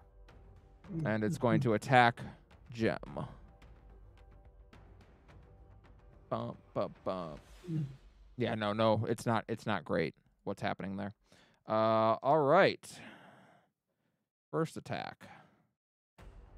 Does a 14 hit your AC? It does not. All right. Second attack. Does a 19 hit your AC? It does not. Oh my gosh. That That is very breastplate powerful. comes into play. It sure does. And last attack. Well, that will definitely hit your AC. A 24 hits your AC, right? Does it? I think Yeah, so. Okay. I would hope so. Otherwise, we got a problem. All right. So it takes a bite at you, which you step out of the way of. Its claw catches you, but your armor is real tough, and the smith who made your adamantine armor in Sales Grass did a really good job. Its claws catch you, but they just kind of scrape along the side of it, and it makes a loud noise, but the armor doesn't seem any worse for wear, and you barely felt it. Like, way to go, Smith. The third one, it wraps a tentacle around you and starts to squeeze and constrict you. You take 7 bludgeoning damage and 7 psychic damage. And I need you to make a strength, contested strength check. I can do those. 17. I got a dirty 20. So it restrains you in... Wait, hold on. A contested strength or like an athletics check? Well, either way, it's going to beat you. It's got a +4 strength. Okay. Yeah, because Oh, I did a strength saving throw anyway, so it actually would have been lower. Would have been 14. oh, okay, yeah, it got a 20 on strength check. All right. So I think you're right. It's athletics to do a grapple, though, right? I don't know. I I always think- get grapple rules messed up. I think it is, but whatever. it would win. So it's this tentacle starts to wrap around you and tighten you, and you feel it lift you just a little bit off the ground, and you can't help but think of what happened to the guy about 200 feet ahead. That is the end of its turn. Miriani, it is your turn with the Cliff Racer on deck. Well, we're gonna. That's the wrong thing. We're gonna take a quick step away from all that nonsense.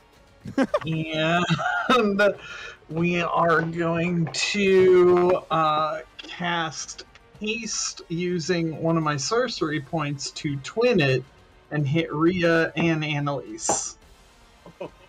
Can you twin spell haste? Oh yes, You you can. can. Yep. It's anything that However- affects a specific it targets a single creature.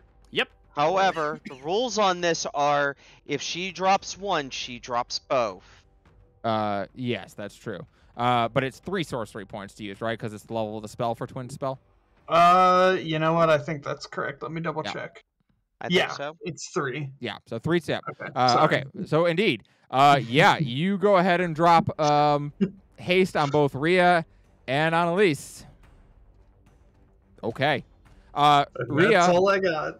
Rhea, as Miriani taps on your shoulder, this energy rushes through you, and I don't know. I've always envisioned it like a jackrabbit where you like kick your feet like really fast and then take off running.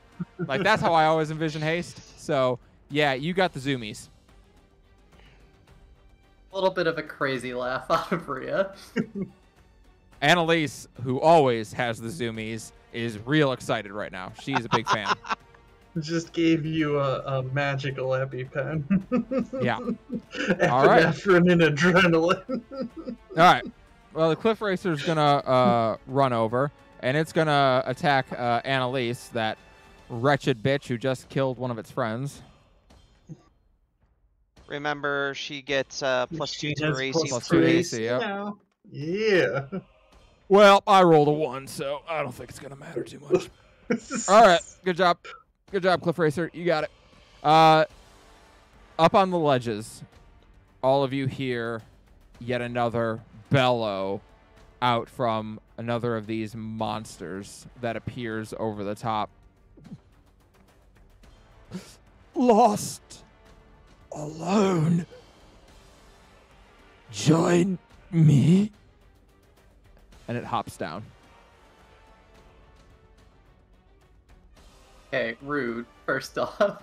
It's gonna come over and it's gonna try and do a munch on you, Rhea. Okay, so my AC Plus currently Plus 2. 21. Okay, well, its first roll was a 7. So, I'm gonna assume that is not enough. that is very. Oh, sorry, it has a +7 to hit. So my first roll was a 10. Let's try again. So its bite misses. Its claw, 13 to hit. And its tentacle, 26 to hit. Oof. I would like to hellish rebuke it. You may hellish rebuke it. Un momento, though. You're gonna take your damage first. So Jem's shadow is going to intervene with his shield, using my interception fighting style to reduce that damage. oh, interesting. By how much? About to find out. Righto. Ooh, by 13, max the max. Oh, wow. Is that just a roll that you do for that? Yeah, it's a reaction, and then I reduce it by 1d10 plus my proficiency. Nice. Very nice. All right. So it's going to reduce that by... So how does it work if it's 2 different damage types? That is a good question. It Is that- says, when a creature you can see hits a target other than you within 5 feet of you with an attack, you can use your reaction to reduce the damage the target takes by 1d10 plus 3 to a minimum of 0 damage, and you must be wielding a shield or simple martial weapon to use this reaction. All right, well, I'll just say that, yeah. The damage type actually doesn't matter against you, I don't think, Rhea, so probably doesn't matter. It's normally 14 damage. It's going to be 1 damage instead that you take as this tentacle Enough for me to hellish rebuke it. It is enough. This tentacle wraps right around your neck and starts to squeeze. And, Gem goes, they're not big on consent. And indeed, go ahead and hellish rebuke. Hey, you remember when I rolled when I did hellish rebuke the one time with Caldana? I remember you set a man on fire. That's what I remember. I rolled 20 again. Lavaed his face. 20 damage? Yep. Let me see if these are resistant to fire. They are, so 10 damage to him. I'm assuming it looks like Hellfire from Rhea instead of Yes, Fancy so, Reverse Fire. So as this thing starts to squeeze around your neck, you choke a little bit, but spit out some words in Tiefling, and the moment those words are emitted, a small gateway opens up underneath this enemy, and you can sense the presence of the demon that granted you your weapon as fire, a pillar of it, lunges up through the portal and just chars this thing. And the portal then vanishes. You also need to make a contested athletics check with me. Boy, I'm not great at athletics. That is unfortunate for you. Roll good, roll good, roll good. 16? I rolled a 15, so that is actually good enough. It is not able to grapple you. You are able to slip and get the tentacle off your throat. I assume it's a little distracted between the pillar of fire and the shield. Probably. Background to the top of the order. Sarah, you are up with Rhea on deck. All right. What do I do here? What do I do? Do I retransform or do I start taking down birds? I'm really thinking the birds are going to be a primary target for a second. Oh, shit. The bird that I had my curse on died. It did. You gained some HP back, if I recall. Yeah, so I'm at 41 of 42. Hell yeah.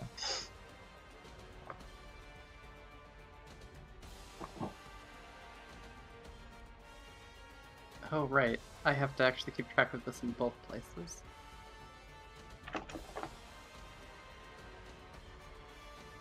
You know what? If that Cliff Racer wants to engage, it's going to have to engage something a little bit beefier.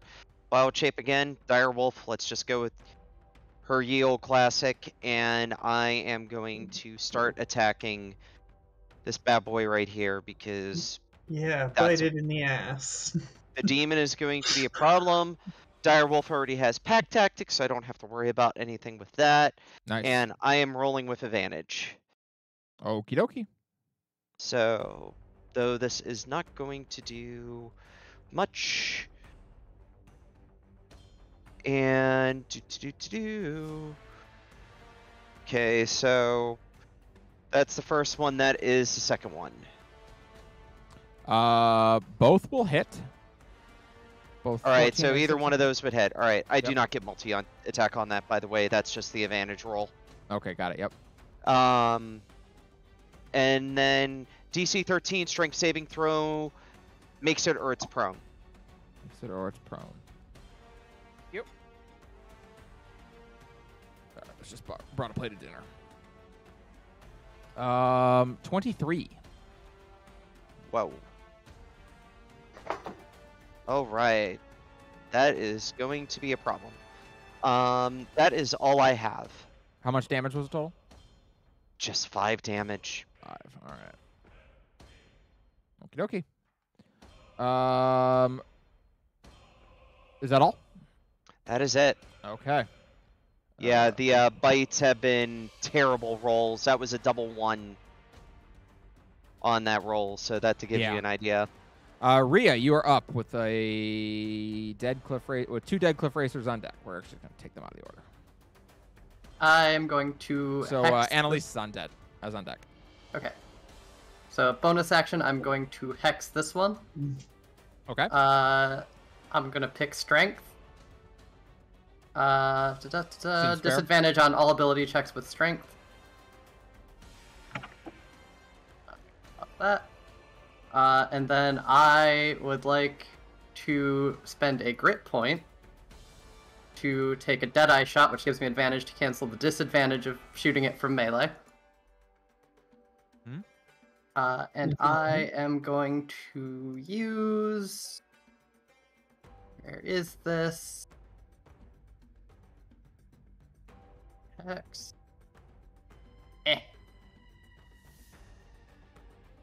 Going to use that, so I'm going to take one of my fighter hit dice of damage. Once per round, when you attack with a firearm and before you roll, you spend 1 hit die and roll it. You take that much damage. If you do, your bullet is infused with your tainted blood and gains the following effects.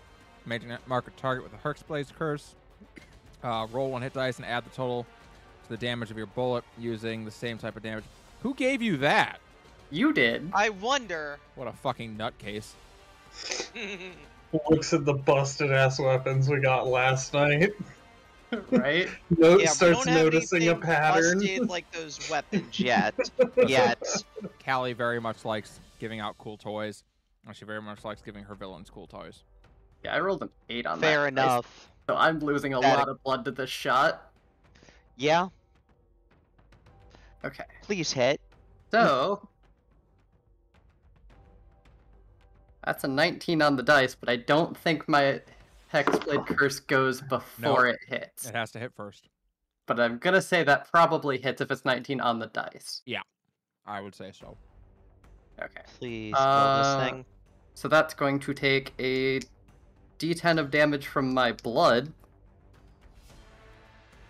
And that's going to be another 8. Okay. And then I have a d10 plus 3 for the regular damage. So that's 10. I feel like I'm forgetting something. What am I forgetting? It doesn't have Hexblade's Curse Sneak yet, so I attack. don't get the damage from that. Good to- Is that what I'm trying to think of? I feel like that might be what I'm trying to think of. You get I know you get an extra attack action. Oh, you're right. That is what I'm forgetting. You are hasty. So that's going to be 18 total damage on the first shot. And then... that's going to be a dirty 20 to hit. What level fighter are you? 3, Okay. I think. Wait, let me... Yeah, I'm almost sure I'm 3 fighter, 2 warlock. Okay. Yeah, because I had to be 3 to get gunslinger. Yeah. Yep. Okay, so then that is going to be 6 plus 3 for 9 damage from the bullet plus my Hexblade Curse. Oh, that's what I'm forgetting. It was Hex damage. Sorry, I have a lot of things. So the first Yeah. hex was 2. Second hex is 1. Oof. So let's see, I was at 9, 10, plus my Hexblade Curse damage on the second one. What is my Hexblade Curse damage right now? 3. So 13 from the second bullet. Okay. You all watch as Rhea turns, and this thing that had jumped down and grabbed her around the neck, she glares at it murderously, and blood begins to drip out the corners of her eyes, down her face, before rushing down towards the weapon, where it forms into a bullet and then disappears into the weapon, which she fires into the demon. Rhea, told you don't have to cry. Fighting's fun. All right. Good turn. Annalise is up. Annalise sees that, by the way, and blinks and is like, "We're gonna talk about that later. We're gonna talk about that later." Anyway, she's gonna turn and attack this Cliff Racer. 16, that will hit. You will spend. That would be 7 damage normally. She will spend a Divine Smite, though, for an extra 2d8. 6 plus 8 is 14. So that'll be 21 damage. What's that? Haste the Paladin in a demonic-centered campaign? Yeah, it's going to be a while. It's going to be fun. Fun times for everybody involved except the DM. So you see her turn, and as she brings her blade across, a flickering of holy light appears, a radiance that probably none of you have ever seen before. And then a little pillar of light lunges up and just consumes this kind of carrion bird, and it disappears into the radiant light. I would say, Rhea, you have heard of paladins, not recently. Like, your parents might have seen a paladin back when there were gods that could be worshipped and, help you. But she appears to be one. And she's going to circle around to here, and she'll take a swing at the abandoned demon. Will hit. Can you use more than one smite in a turn? Yeah, you can.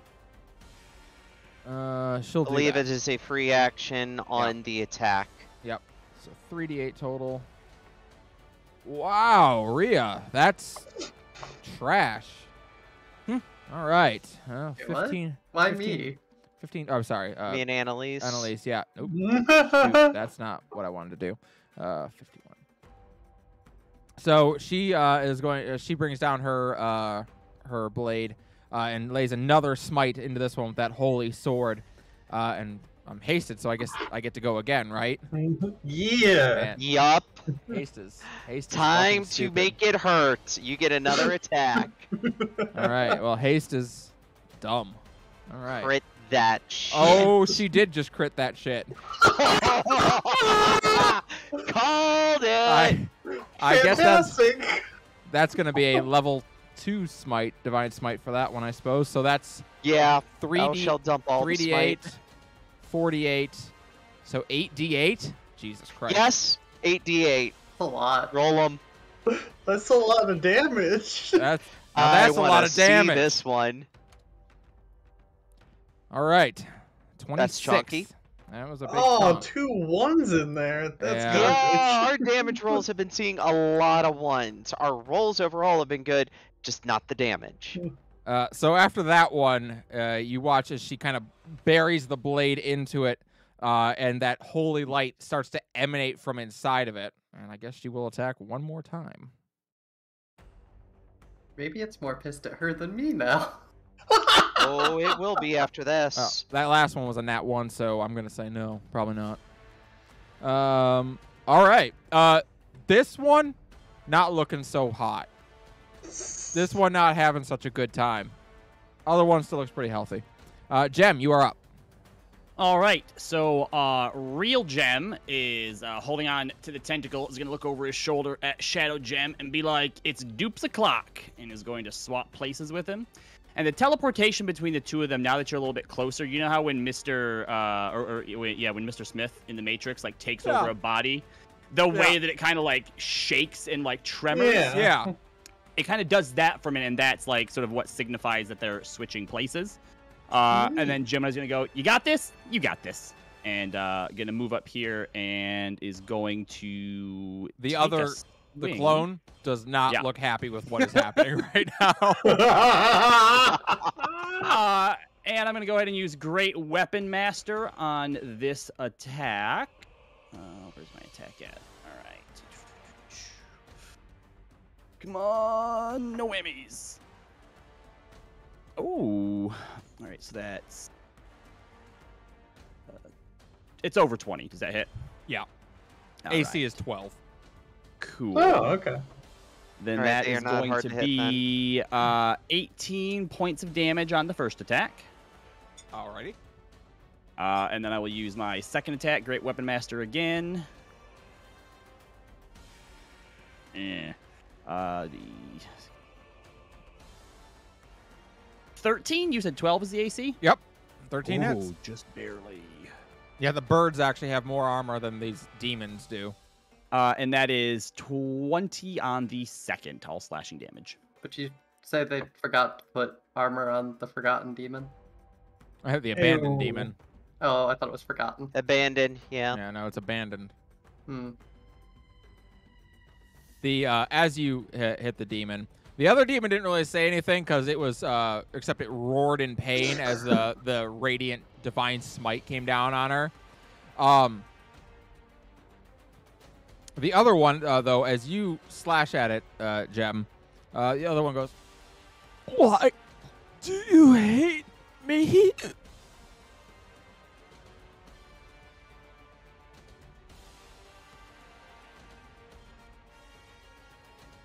All right.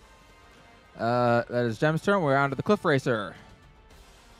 Cliff Racer is not liking anything that has happened today.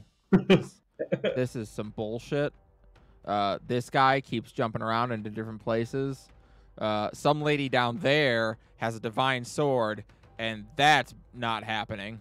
So this bird ain't about that life. yeah, no, it's gonna fly down here and wreck your shit. Huh?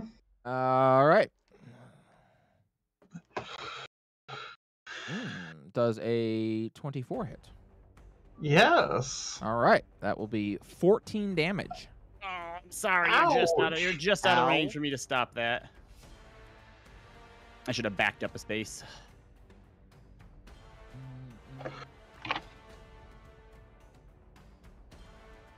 What? Why didn't it update? Refresh your screen.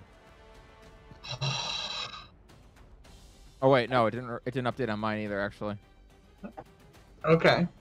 that's weird. So that's. Oh wait, there's our tokens. Let's try that again.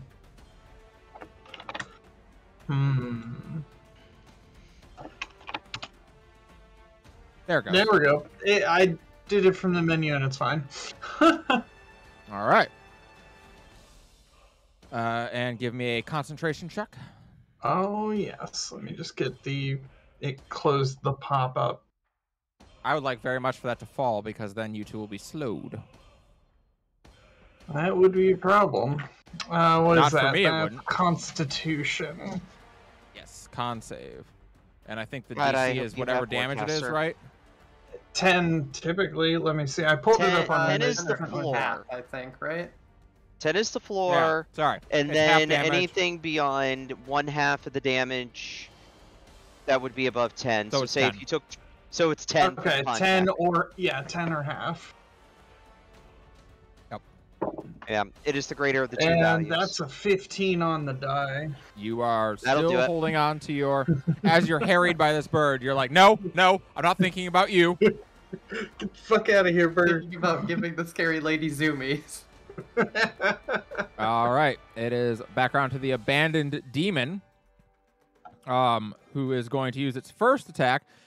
Does Shadow Gem just fail contested rolls, or what is Shadow Gem's rule for that? No, he uses my stat. So if there's a Very cool. contested thing here, he gets to do it. All right, I need him to make a contested acrobatics check with me. Ooh, all right. Acrobatics. Yep. Come on, Jim. Huh. I rolled a What'd you get? 19 plus Ah, 4. No, 19 plus 2. 15. Come on. All right. So Shadow Gem is kind of struggling, kicking as this tentacle is right around him, and it lifts him up, and Jim you just goes, see it'll it be over soon, buddy. as it hurls him 30 feet out this way, and he goes plummeting into the ravine.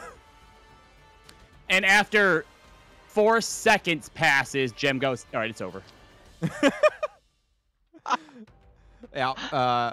The demon seems like pleased with itself for a moment until it's like, no one usually people react when it does that, and no one's reacting, and it's just like, Yeah. Oh, buddy, we got more. Tough crowd. all right, well, it's gonna turn around and it's gonna attack Miss Druid up here. All right. Does a 16 hit your AC? Yes, it does. AC is only 14 right now. All right, so it's the first time I actually landed the bite attack. The bite does 13 piercing damage. Okay. Jem is going to kind of reach out and kind of overextend his arm a bit to try to throw the attack off and reduce it by 10 damage. Jesus. 7 You and don't 3? I thought you had to have your shadow out to do that. No, that's His ability. That was a feat. fighting style. Oh, okay, I understand now. But I assume because I'm allowed to do things like opportunity attacks through him that I could do that through him as well. That makes sense, yeah. All right, so it would be 13 piercing plus 3 poison, so it'll be 6 damage total. All right. And it's 31 HP. Last attack, it's claw attack. Doesn't get to do a tentacle attack because it just used its tentacle to hurl someone off a cliff. Yeet. All right, that is going to be a 24 to hit. That definitely hits. So its claw attack is 11 slashing damage All right. and 4 poison damage. So another 15 damage. Yep. So 16 HP left on Wolfie form. Okie dokie. And that is its turn. Miriani, you are up. Okay, so none of this is all right. I don't like birds. So we're gonna step back into my original spot. I used to like birds, now I don't. And my mouth starts moving almost as though I'm singing, but there's no sound that comes out as I cast Distant Whispers, spending another sorcery point to twin that, hitting the bird and this good-looking demon up here. And all right. And they have to make wisdom saving throws. So it's hitting the bird and the healthy demon. All right. Wisdom saves, you said? Yep. Could I convince you to have it be any other save? The literally rules anything. say wisdom. You can't argue with the text. Well, she can. I love that it gets. As a writer, I would advise against it. I like that it gets advantage on wisdom saves with a -3 wisdom. That doesn't quite add up in my head, but fair enough. All right. What's my DC? That is 16. Well, sorry. The first one's a nat 1. And the second one is a 12, -3 to 9. So, on a failed save, it takes 3d6 psychic damage, which I rolled as 6, because I got 2 1s, because fuck having decent damage. And then it also has to immediately use its reaction to move as far as its speed allows away from me. All right, so it's got to go 1, 2, 3, 4, 5, 6 feet away. All an ass. And the Cliff Racer also has to make that check, sorry. Yeah, and nothing in there says that wouldn't provoke opportunity attacks. Fun. Oh, yeah. Gem, I presume, spent their reaction to lower the damage. Sarah, you may take an opportunity attack. Yep. Give me one moment here. And the Cliff Racer is going to have to rush out. How much damage would you say it was? 6? 6. That bird is not looking healthy. I mean, to be fair, it didn't look healthy to start, but... I whiffed. 10, 15, 20... I mean, that thing booked it so fast.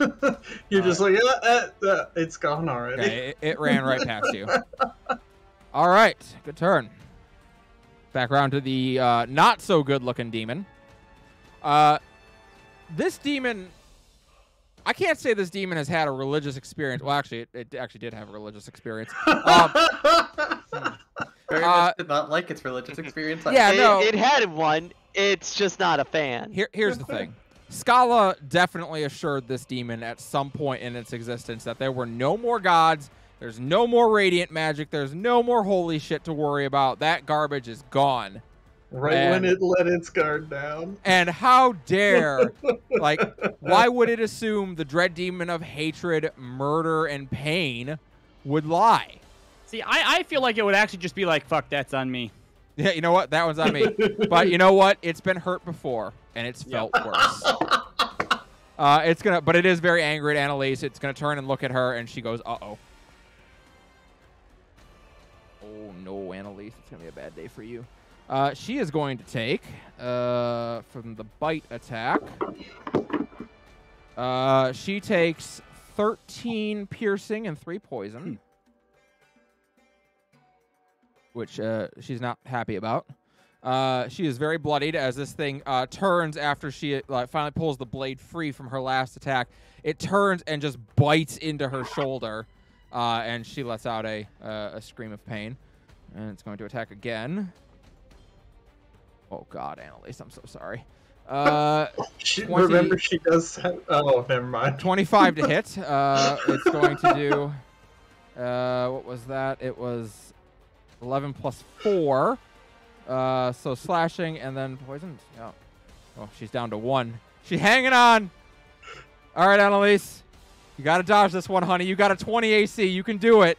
Wait, 20 AC is it for you? 18 AC, Annalise. You can do this. Well, it'd be 20 right now. Oh, it is 20 because she tasted. You're right. Yeah. Well, If you haste and me, it my rolled. AC is 22, just FYI. Yeah. So she does dodge the last one. Managing quite well. She does dodge the last Nice. attack, thankfully. Nice. But she's Not looking so hot. she's quite hot, but she doesn't look healthy. That's for sure. Back around at the top of the order, Sarah, you're up. All right, since big guy ran away and the other one's not looking so hot, right here, No. Big Wolf just basically jumps and pounces right next to it and lets out a deafening howl. All right. As I do... +2 to your attack, remember? Oh, I don't get a +2 to my attack. You do. You're flanking. Oh, yes. On top of the tactics already. All right, that's fine. And I will cast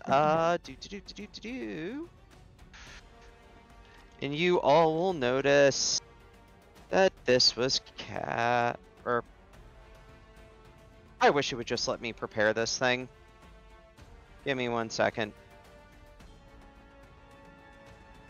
Stupid spells. In preparation, I gotta alter that.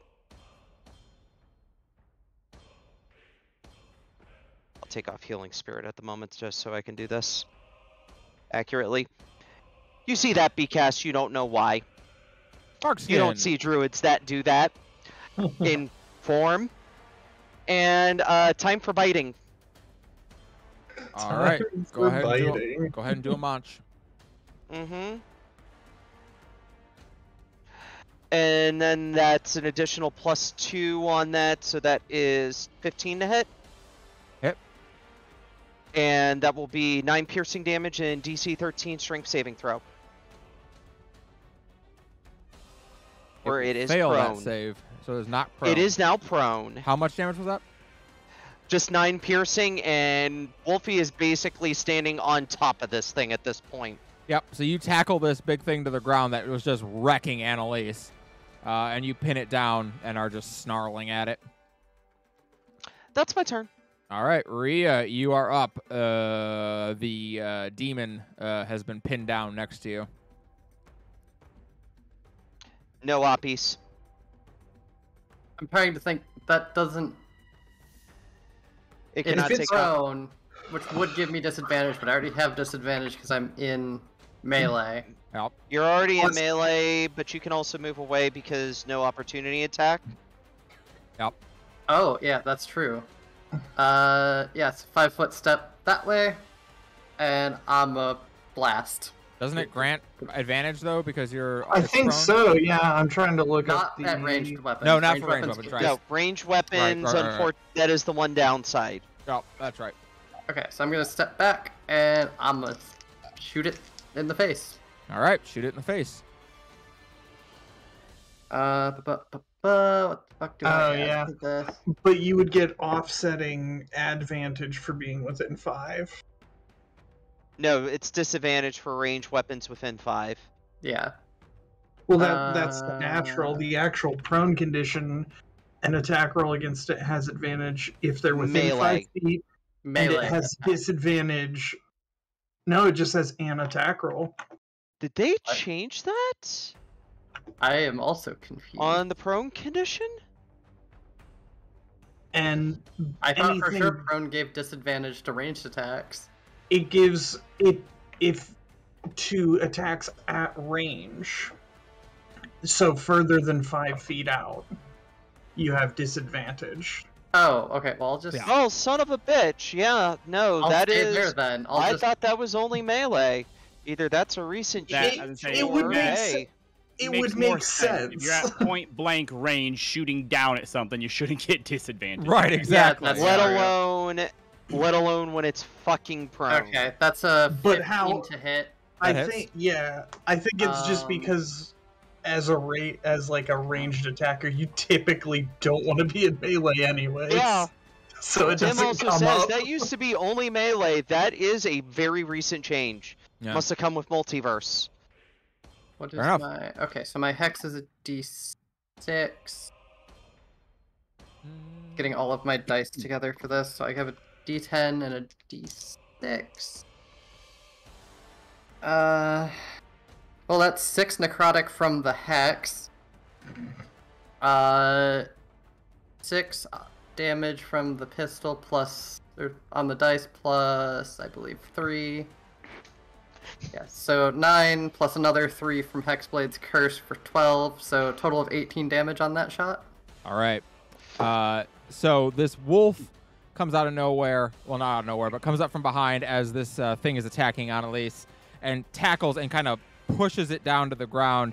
And as the two sort of canine, as the canine demon fights with the regular canine, from the side, Rhea just puts her gun down up against its temple and pulls the trigger, and its head explodes. And it is Dope. dead. Okay, Do you have a I'm- snappy one-liner? this thing doesn't deserve a snippy one-liner. Everything deserves a snippy one-liner. Especially with Rhea, I think she would be the one to do it. You have a point, but I'm not good at snippy one-liners. That's fair. Might want to start getting a Jim book shouts ready. over. Think You about shouldn't have it. pulled her devil trigger. Oh god. You don't make the snippy one-liner. Jem will do it for you. Alright, I'm gonna step over here so I'm within, I believe my range is 30 feet. Oh, my range is 60 feet. Okay, well I'm still gonna move there. I'm gonna shoot the bird. Yep, you may shoot the bird. I am going to take a, what's my warlock hit dice? And Warlock D8. don't forget bonus action to move your hex. I can't do that technically until later. That's part of why the boon is so good. Oh, got But it. I do get health back. Thank you for reminding me because that died. Yeah, I was about to say the other part. Didn't you get health back on the last one you killed? It's a D8 for warlock, right? And Callie, you said these have to be the same type of hit die that I take and give. Yes. Right, yes. You do have to keep them separate. Okay, I'm going to take 3 damage. All right. And then actually, bonus action, I'm gonna move my hex to it. Then I'm gonna take my shot, so take the 3 damage. And grab all of these. Goodbye, D10, I will find you later. Okay, 17 plus 8 Yeah, is... it's dead. Yeah, it's a lot. All right, yeah. So you, after finishing off the abandoned demon, march over to the side, empty some blood down into your gun, and aim up and pull the trigger. And this cliff racer out in the distance just explodes in a cloud of feathers and carrion. It only has 18 HP at max HP, so, you know. Kaboom. Kaboom, indeed, as it And disappears. then Oh, hey, I get the bullet would have applied my curse, and then immediately it would have popped to heal me, right? That sounds a little bullshit, but like... Yeah, it's not quite in the spirit of how I wrote it, but no, I would say no. Okay. And then do you still have another attack? That thing's No. probably too far away. No, that's... I only get one attack a turn, so yeah. I get Okay, two because okay. of haste. All right, Annalise is up then. And she kind of stumbles back up to her feet and is like, oh. She looks down at the abandoned demon that is missing its head now. And she's like, and puts a hand on her face and just starts to pump lay on hands healing into herself. Oh. And she like cracks her jaw. Ow. It's okay. Your first time's always the worst. Uh-huh. And she kind of staggers up over here and gets up next to Gem, and she's going to use her bonus action to cast Shield of Faith on herself. That is her last spell slot, I believe. Is that her last spell? I will let you know. All right. That is it for her. Gem, you are up. I assume this one appears the last one. That is all that remains on the battlefield. All right, and does it look similar to the other ones that we had just killed? That's not like a bigger, like meaner looking one or anything. No, it looks the same as the one to the south. All right, cool. Then Gem is going to move up 5, 10, 15, that was her 20, last spell. 25, 30, and is Okay, going to hold come on. up to him and be like, you know what this party needs? More of me. God. And Shadow Gem's going to appear behind, and he is going to unleash 2 attacks on this thing with Great Weapon Master. Who says that? What's that quote from? That's a Mirage What? quote. Okay, as well. yeah, that's what I thought. I'm like I've heard that before. In combat, you get to do your clone summon 3 times. Is it? Is it proficiency? 4. I have 4 times, 4, so okay. that's my 3rd one. All right, nice. All right. So the first one is 22 minus 4 is 18 to hit. 18 hits. Yep. So that is 19 damage. And then the other one probably is not going to hit. Is no, that's under 10. So the second one misses. Yeah, no. All right. So your first attack, yeah, you. And yeah, that's everything. So yeah, your clone pops up behind it and starts like trying to distract it to make for an easier shot for you. And the clone, the thing like goes over and bites its your clone's leg, who goes ow, and then you stab it. Stab. All right. Cliff Racer's turn. Oh, no. That's a shame. Abandoned Demon's turn. All right. It's going to bite the person who just stabbed it. Does a 21 hit your AC? Oh, just barely. Yes. Good. That is 10 piercing damage. Sorry, no. 13 piercing damage and 3 poison damage.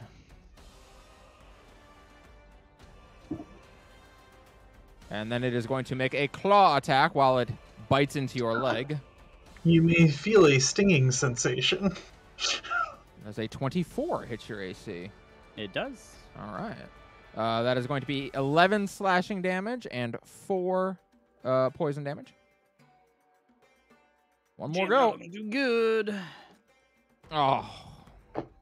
Does a 15 hit your AC? It does not. Oh, so close. Gem avoids that when he goes, we can only take so much punishment unless dinner's involved first. The abandoned demon wonders if you're coming onto it. Its hopes kindled for just a moment. Shadow Gem goes, yeah, he is. All right. Miriani, you are up. All right, so we're turning back to this first one. Nothing very fancy. We're just casting a Ray of Frost on it. Ray of Frost. All right. Oh, and that's a 1. Mm. I am too concerned with making sure I hit it and not Gem, and I just go wide.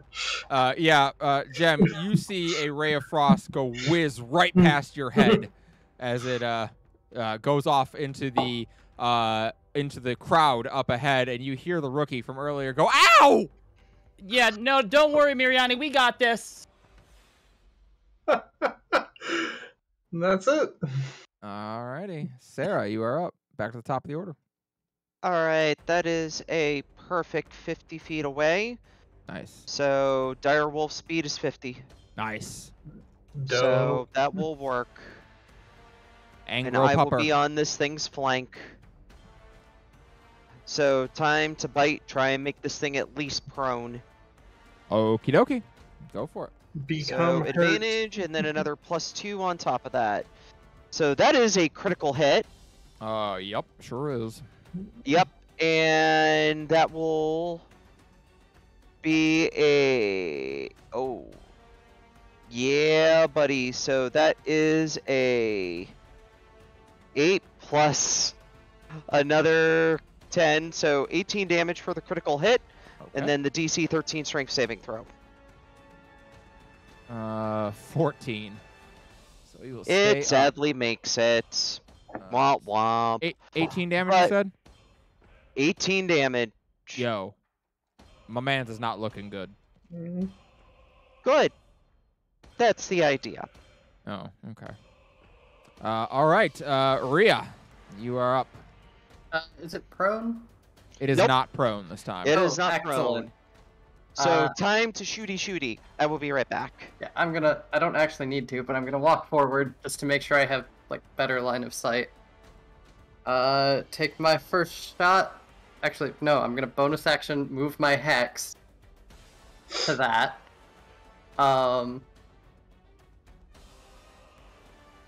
move my hex. Then I'm gonna take my first shot, and it's going to be another blood boon shot. Okay.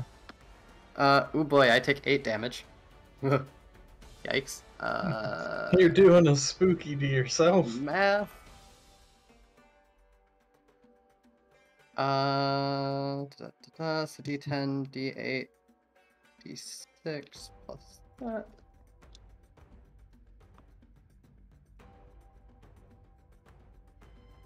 Ah, shit. Well, rolling all of my dice at once backfired because one of them is on the floor now. That's 7 plus 8 is 15 to hit. 15 hits, yep. 2 necrotic. 4 from the blood boon. I need to find another D10 because that one went away. Get it before you And then think it does. 11 from the bullet. Just give me the total. 11 plus 4 is 15. Plus 2 would be 17. Alrighty. You take a mighty shot, which rings out and cuts through this thing, but it's still standing. Cool. I'm hasted, so I get a second go. You do. And it has my curse on it now. Yes! Note to have enemies to kill Miriani with. 19 on the dice. That will crit because it's a Hexblade. Hexblade's cursed. Oh boy, so I need... You know what? How do you want to do this? It's going to die. This one needs a clip. It has 7 HP left. It is not going to survive this crit. Yeah, so she's just gonna basically empty her pistol into this thing as she walks forward. Get out of my fucking way. All right. As it takes shot after shot after shot after shot, it looks at you, Jem, and it goes, I loved you. And it falls. Oh, we're sorry. And it is dead. Boom. So you know, Callie, that you don't have to like go into the little cog window to adjust HP, right? No, I don't actually. So if you just click on it and like it pops up the 3 things, if you click on the HP, then put in minus number or plus number, it will subtract it or add it. Yeah, that'd be an easier way to do it. Although I've just gotten so into the habit of like going into it and just putting in the new HP total because I do it in my brain. Yeah. But yeah. When did Lestitia ignite? Like 390 ATF or something like that. 390 years. Yeah, after the fall? between Yeah, quite a while the two after. games. Yeah, no worries about Rhea murdering Aldana's future girlfriend. No, yeah, no, not in this campaign. That would be too poetic. Well done, guys. You handled your first combat. That fight, by the way, was 4 CR1 enemies and 2 CR7 enemies, in case you're ever wondering if CR is bullshit. Those were kind of spooky, though. Especially the yeet. I mean, they were designed to be spooky. I mean, the yeet's only scary because there's a bottomless cliff next to us. Well, that is why I picked that enemy. Yeah. That's true. If it was a normal thing, we'd be fine. Yeah. So Jem kind of like coughs up a little bit of blood in his hand, then wipes it on his clone, and then turns and goes, "Does anybody have any of that feel good magic?" Oh, I have a little bit. Annalise makes her. I just way need a over. little, just stop the internal bleeding. Well, she has a Cure Wounds 2 left, so that's what she's going to use. Cool. Which I believe is 2d8 plus her spellcasting modifier, if I recall. Yeah. Oh, Sarah, did you also cast that on me for 20? Sarah, we don't hear you if you're talking. You're still muted. Heart slot, you're muted. We can't hear you. I was muted when I went to the bathroom. Sorry about that. No worries. I'm pumping that into Gem, and I dropped out of BC form. Okay, so 20 from Sarah and 19 more from Annalise. All right. Yeah. Thank you, little bear. And then I will Annalise. walk over to Annalise and pump a 2nd level Cure Wounds into her Oh, that's very kind of you. for 15. He is appreciative. It's like I burned both my wild shapes, but that will do it. All right. So, as the enemies fall, you look around, and indeed the other parties are similarly cleaning up some of the enemies that attacked them along the way. Oh, good. I thought these things attacked and everyone else was just watching us. No. I'm like, this is not great. There were a lot of these things that were attacking. From Sarah's point of view, how large of a force was that compared to what she's used to seeing? If That's a lot. If that number of these fiends was like closer to the gate, it'd be a major concern. Up in Deep Bite Pass, that's not horrific. It's a lot, Okay. but it's not unheard of. Okay. I was just trying to get an idea of Yeah. just how bad that actually is. Well, at least it isn't more than normal. That's normal, huh? Ow. Unfortunately, this far out, yes. She puts her sword back in its sheath. It's no picnic. No, it wasn't a picnic. That is true. Not to pry or anything. Rhea.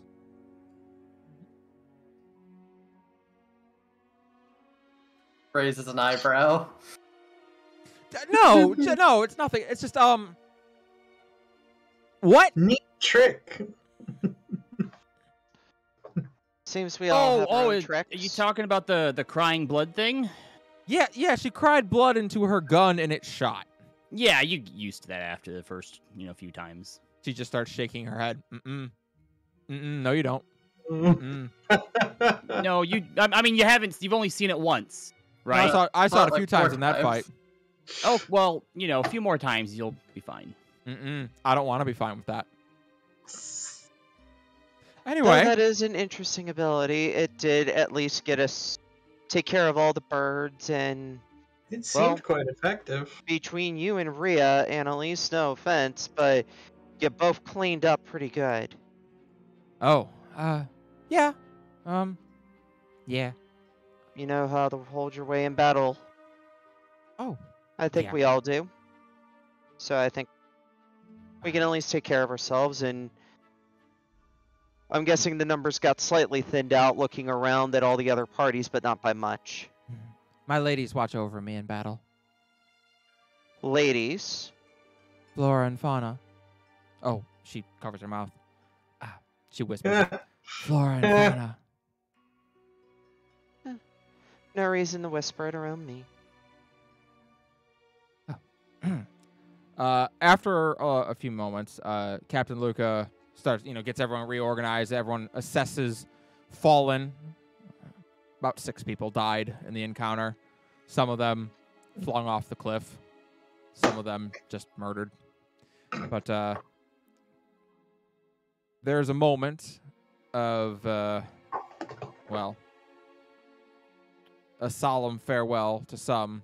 The bodies are not left here, for they will attract demons if they are, and they are just hurled into the abyss. And after that, the group continues on.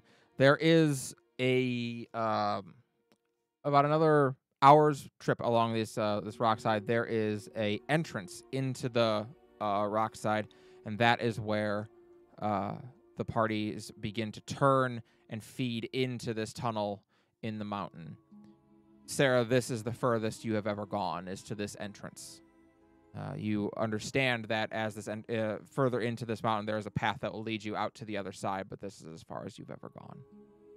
I make folks aware of that and just go, my knowledge ends here.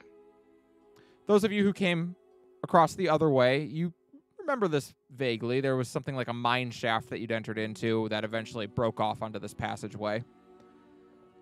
And you all head in. It doesn't take too long to get through. The Captain Luca seems to know the way through quite well. He's following a map that's been drawn for him. And it is about, I would say it's about another hour's trek. If there's anything you all want to do for an hour, if you want to, I'll let you take a short rest in this time if you want to, or if you want to roleplay at all. Oh boy, that was interesting. So, anybody else got anything interesting to divulge? It seems like we all have our own interesting gifts. Looking at both Annalise and Rhea. Rhea just Haven't seen shrugs. anything like either of you two, no offense. Oh, there is a moment I should mention, by the way, when the haste wears off, that both Annalise and Rhea get real sleepy. And Yeah. They are kind of just trudging. Ugh. Well, they just get stunned. It's not a slow effect unless that changed as well. I'm No, just stunned around. Oh, okay. Yeah. Yep, I'm just kind of playing it off that they're feeling the effects of the haste wearing off. So They're back to normal speed, and that's no fun. So you make your way through. Making our way. Making my way. I'll let Brooks get back before we continue. But yeah, at one point while you're journeying through this kind of mine shaft that it has become, it started off as just a cave, but quickly it turned as you come around a corner. There is a sealed off section of a mine shaft. It's boarded over, but there's enough space for you to crawl under, and everyone begins to one at a time slide under these boards to get out into the main mine shaft. How quickly after that like big scuffle did we like immediately start going again? Was there a moment of like doing anything like with the dead or treating wounds or anything like that? I mean, there was a short moment for everyone to like kind of catch their breath. The dead were basically said a prayer for and hurled over the side of the cliff.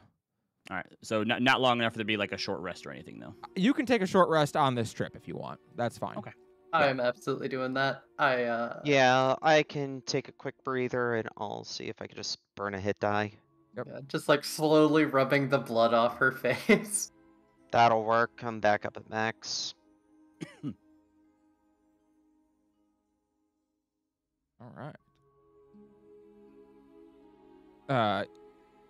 as you are all kind of moving through the mines, Annalise she looks tired. She's used a lot of her magical abilities, but she glances over at Jem.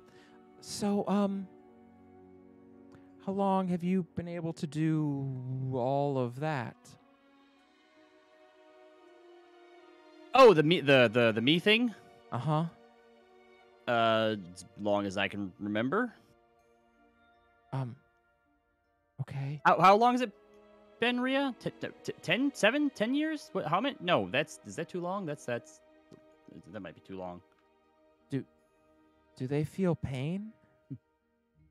And he turns and looks to the other gem, who just kind of shrugs. It's over pretty quick. Uh-huh. Make great target. Oh wait, am I like close by enough to hear this? Yeah. Oh right, Jem asked me. Yeah, the make great target practice. She goes over to the clone specifically and looks at him. I'm Annalise. What's your name? He looks over to the other gem, confused. We don't remember, so they just call us Gemini. Yes, you have literally all the same thoughts, too. Yeah? What's your favorite food? Rooster lumps, especially if you put like cheese inside of them. Other gem's like, oh yeah, God, what I'd give for some rooster lumps right now. It's just literally the same thought wavelength through two different people. She's like, oh, that's fascinating. Well, I'll try to, shield you and protect you as best I can. Say, don't say you've never seen anyone like us, because you've seen a few just today alone. So. Well, that's true, I suppose. Okay. Welcome back. So. Yeah. Not much. We're just in a mine shaft, and we went under some floorboards, and now we're heading through the main portion of everything. Yep. Okay. And on that note, oh boy. Guys. It isn't long before you emerge from the hidden mine shaft back out onto the main road that once linked the city below to this mining encampment. The descent out of the Soren mountain range is striking. It's difficult to imagine just how different the world seems on this side of the mountains than the other. For those of you who have been on Greater Terracin before, you know in your mind what to expect, and yet even that does not prepare you for the shrill reminder of life on this continent. The stench of death reaches your nostrils long before you see anything.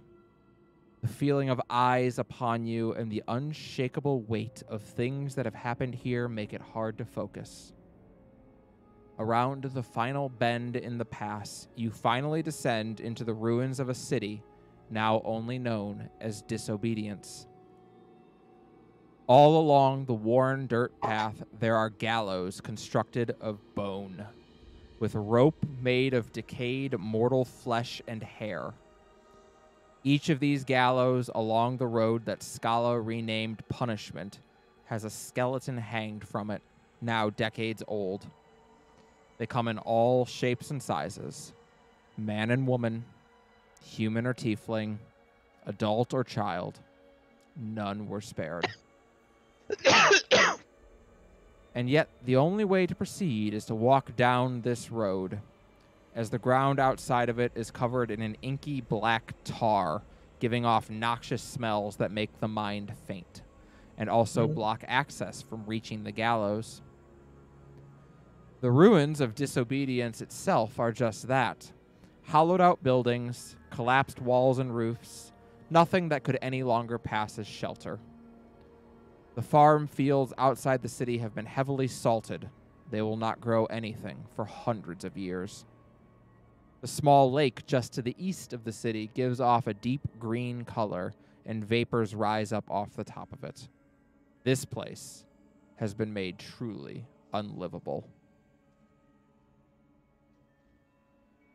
Welcome, players, to Disobedience. as you enter into the city proper. It's where Captain Luca nods and turns. All right, we'll set up camp here before we venture out any further. In the morning, we'll all be going our separate ways as you depart for your individual destinations. Make sure you talk to me before you go so I can give you your contact. Oh, make sure you stay away from the poison gas. It'll kill you fast. Indeed. The Captain nods. Yes. No, from experience, by the way. He gives a look to you. And then shakes his head because he doesn't want to know. They're smart. They know what we're about. Yeah, all he pictures in his mind is you guys walking along punishment. And at one point, Rhea just pushing one of the clones into the black tar. I think I didn't notice that slip. Yeah, it's gonna take a bit. So you are all I wouldn't say given a place to stay. It's not quite accurate, but everyone kind of lays claim to one of the ruined out buildings to use as a shelter's not the right word. It has no roof. But you could set up your tents in there, and it would, if nothing else, offer a mental safety. I'm going to find that one rookie and be like, make sure that you check wherever it is you're going to sleep for the tar slugs before you go to sleep. Right? What? And I try to give him a little hearty slap on the back and walk off. You see him quickly run over to the rest of this party, what the hell are tar slugs? And they're like, oh. Hey, do we have to go with Alexi? Can we have someone else? Come on, Alexi sucks. Or Alexi. Anyway. Always Alexi. But yeah, you are all able to set up a makeshift camp in one of these ruined buildings in Disobedience. There's anything you wish to do this night? So, this is what it's like beyond the pass, huh? Yep. Welcome to hell.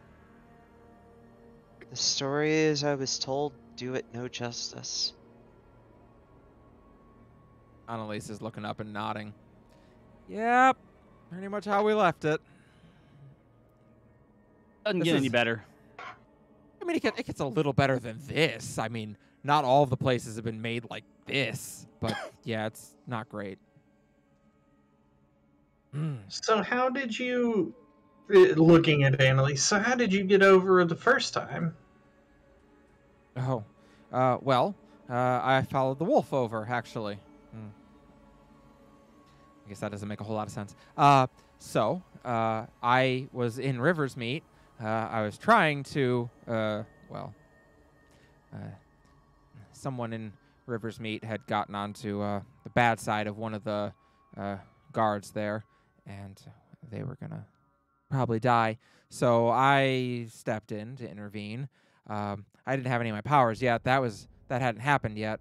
So I just had the sword and shield. And I'm pretty good with it, but yeah, not good enough as it turned out. And the demon, well, they hit me with a big club, and that didn't feel real good. And it came over to me, and it raised its club up above its head like it was going to crush me. And as it swung down, I threw my shield up, and my shield just was glowing. I'd never seen anything like it before. And I was able to throw the club away, and I couldn't fight it, but I was able to scramble and escape. And when I got outside of River's Meet, there was a wolf there. And, well, it wore a flower crown, which was weird, but it led me along, and actually it's the one that took me through the pass. But are you better now then? Better in what way? You said you weren't good enough with your sword and shield. Yeah. Are you better with them now? Oh yeah. No, I've been doing a lot of practice since then. I can tap into that Just energy. gives her a big thumbs up and a huge grin. So, what about you? You that was a neat trick with the speedy spell. I liked that. Yeah. I like being helpful. I like that too. Oh, speaking of being helpful, we're gonna go send a message to Mama Bear. We'll be right back. And Jem's gonna walk off. What? I'm sorry. Okay. You walk off. Yep. So he just kind of goes and find somewhere private or whatever. And then I'm gonna use my human ability to use sending once a day. And I'm gonna go, hey Mama Bear, guess what? I can send messages once a day. I'll do it when I can. Little Bear is okay. This is Jem. That's all I got. Oh dear. That is going to. Yep. Oh boy. All right. It's about a moment later. There's a long pause. She's not used to that. Yeah, she's definitely not used to that. But there's a long pause before she responds. Oh, Gemini. Well, it's very good to hear from you. I'm glad to hear that everybody's okay. I hope you made it through the mountain range all right. Please tell. And it cuts off. Yep. Yeah. I'll come back and be like, Mama Bear wanted to tell you something, but she ran out of words. Okay. Oh, She's not familiar with anything like how. oh, How what? right. You're a human. You can do arcane magic. A little bit. That's I really cool. Don't really use it to talk to many people. Ria's usually just right Don't- here, so it doesn't really make sense You to don't usually. talk into her head. So, I don't know. I thought it'd be nice to, let your mom know you're okay. Hopefully, if we don't get a chance to send it to her, she doesn't think that means something's wrong. Okay. I'll mention that. For as I'll mention that paranoid as tomorrow. my mother is, you've just committed yourself to that, by the way. You might want to update her at least weekly. I mean, we can do it daily if we're not using it for something else. No, trust me, that's a useful ability to have. Do it weekly, if that, please. I mean, when we're about to go to bed, if I haven't done it, I might as well do it. That's fair. Okay, that's fine and that's fair. But Uh, please, do not make my mother more paranoid than she already is. No, this is to help, so she doesn't worry. You have not spent enough time around my mother. So, will you all be taking watch, or is everyone going to sleep? What's the plan? I mean, are we? I would say we're still in a larger group. Is it being handled by that? I mean, there are people you notice in many of the other groups who are taking watch. There really aren't very many people to take watch for the full grouping of people. Rhea is absolutely paranoid enough to take watch. All right. You can have first I watch. will take last watch, if you all don't mind. We'll stay up with Rhea. I'll before do- we watch. I'll do. Oh, okay. I was gonna say I'll do first. All right. I'll So say elf. My long rest is shorter. fair enough. Okay. So before watches start, it's getting pretty late, and Captain Luca comes over to That's fine. I didn't want to press that. join the party, and he sits down. Well, good to see you all made it through our little scuffle in the mountains there. Yep. This isn't our first rodeo. What's a rodeo? Honey. It's where basically what we did. Stop We're like asking. monsters and It- stuff attack, and then you have to attack them back, and then whoever wins is the victor of the rodeo. Ah, It's easier I if see. you don't ask. Well, there's going to be a heck of a rodeo in Stone's Throw, sure. Anyway, I'm here Does to give anybody you. have a larger map to the area? I don't comes down to that? anymore.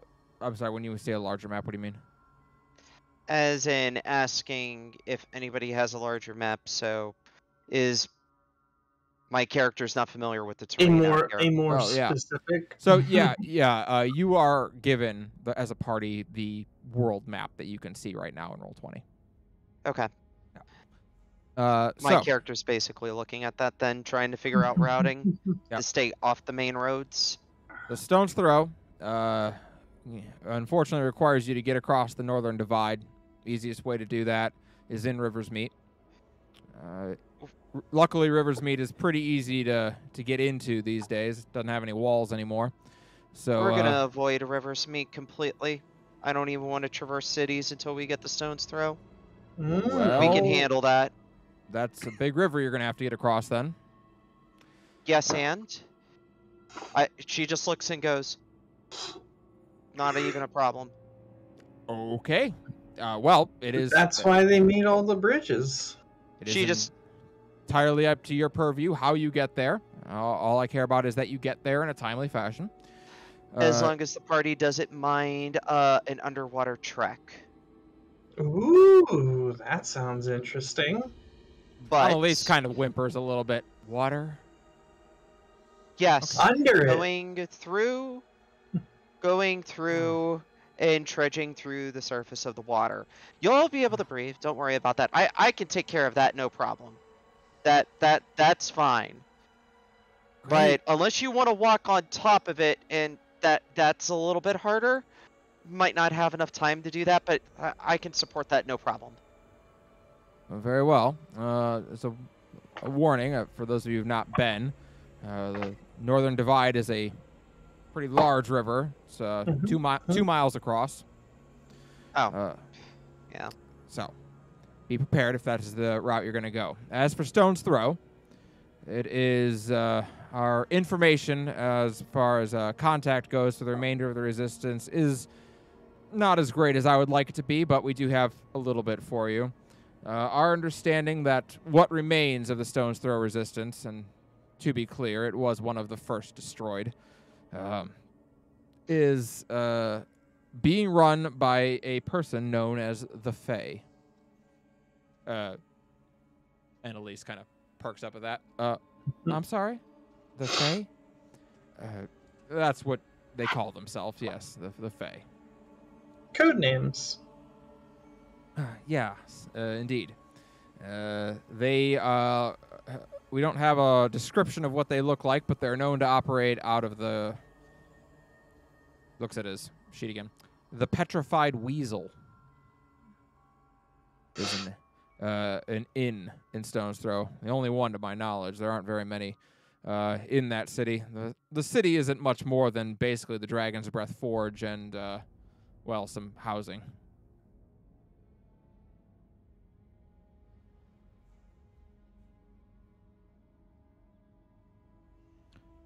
Is there anything I can answer for you?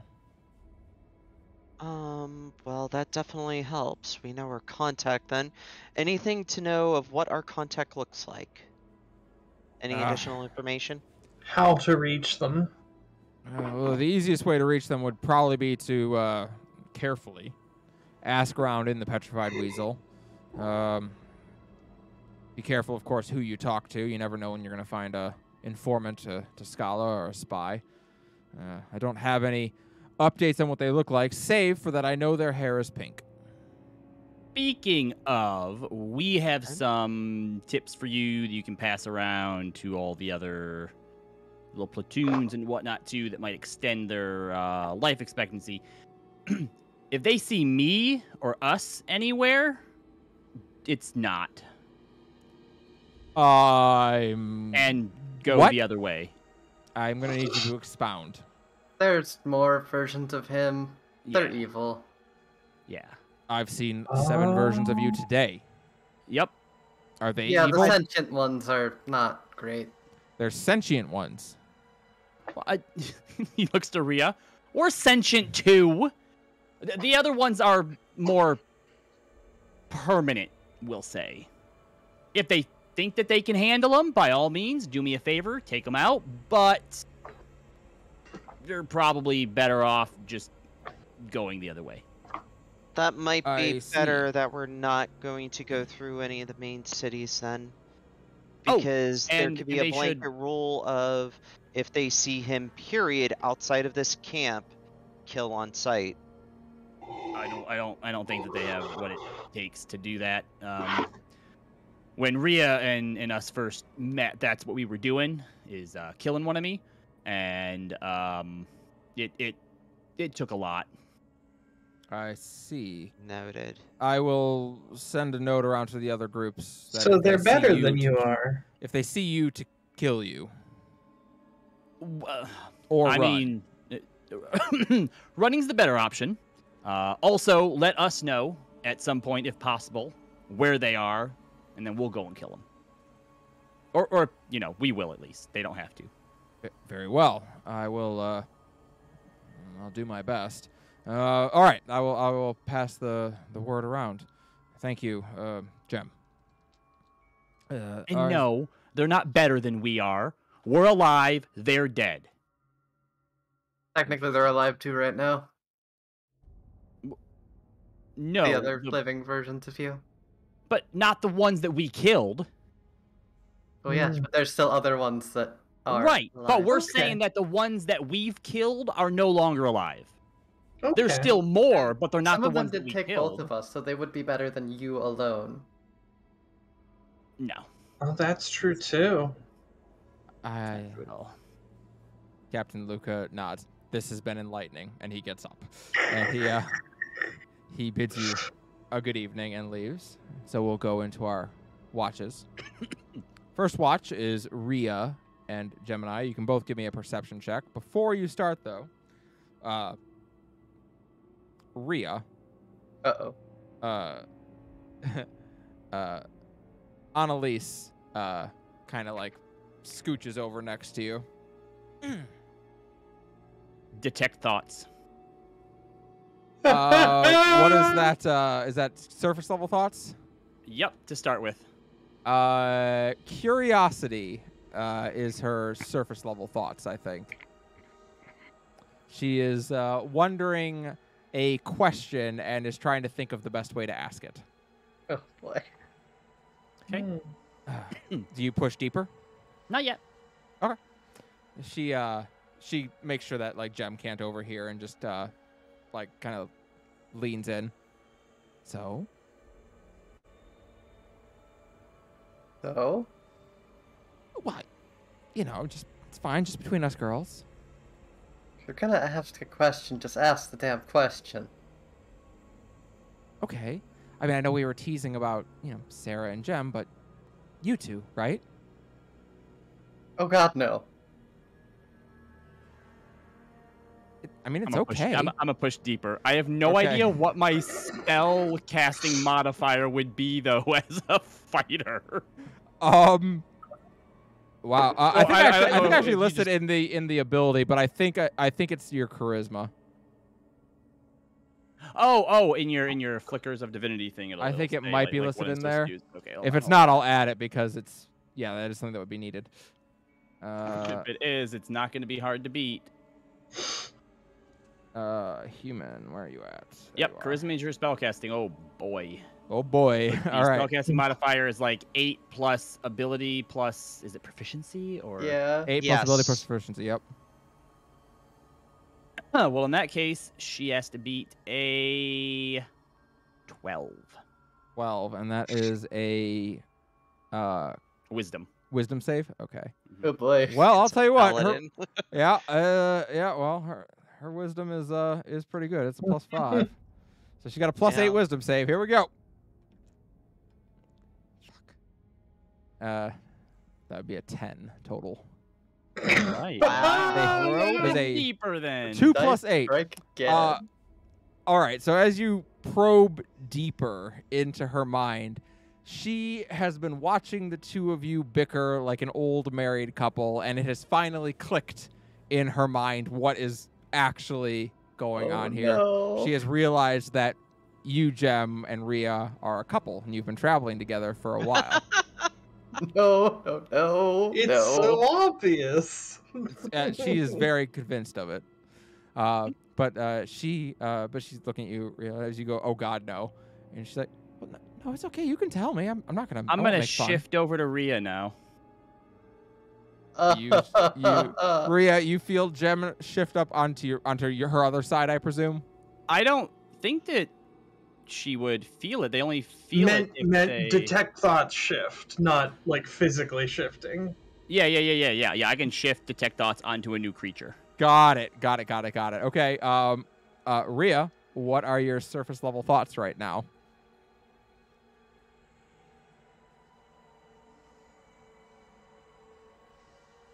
Do I have to like describe like the words she's thinking? No, you or... can just give like your emotions and your general reactions. That's Okay. fine. Lots of pain, regret, and you see a face of another tiefling. A female tiefling, to be clear. Okay. Interesting. I won't probe deeper though. Okay. Yeah, so she's just looking at you, Ria.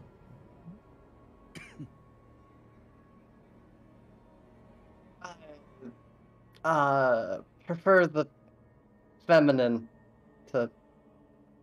Oh, well, as someone who also does, silly me, how embarrassing. I'm so very sorry. Although, I mean, he's kind of demi boy, right? Just looks confused. Yeah, never mind. It's a thing we have in Feywatch. I'm gonna go over there and hang myself now, so I'll see you in a bit. Okay. And she gets up looking very embarrassed.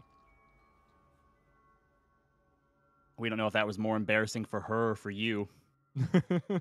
We're not. It's hard to tell. But she goes. No, I over. say that to Ria. Yeah. Oh. If we didn't need to be quiet, I'd shoot a fucking clone. There is no clone right now. Shame. Click. What did you guys get for your perception rolls?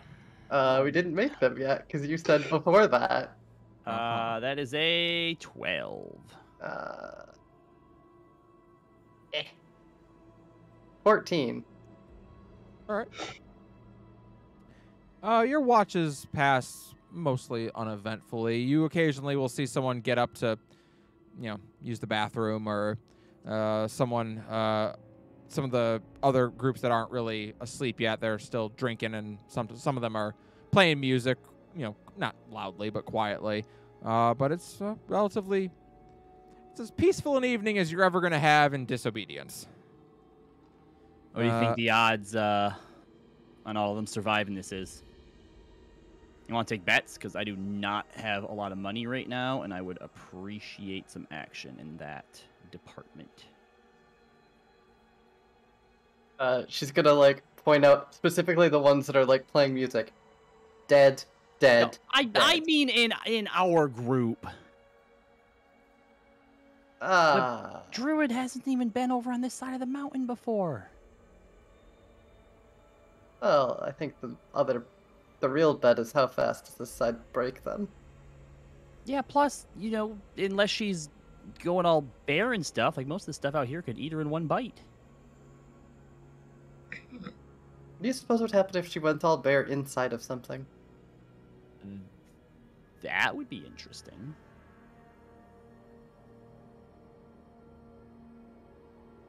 You think she'd be up for trying something like that? I'll let you pitch it. Okay. Like a giant porcupine. Yeah, that'd do it. I dig it. Well, eventually your watch passes. You are able to wake up the last watch, the second watch, consisting of Miriani and Sarah. Okay. They're both roused from slumber.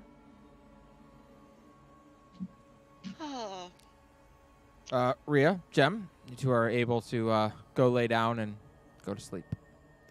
Sarah, Miriani, the watch is yours. I will need a perception check from both of you. Absolutely.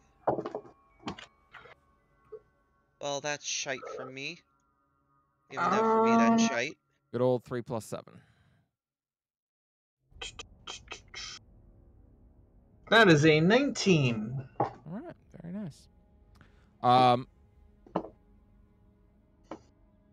All right, I'll let you do any roleplay that you want to do first. So, where do you come from? Obviously, you've seen where I'm from. So I don't think Oh, there's many questions with that after the last few days. yeah. And you've never been over here before? No.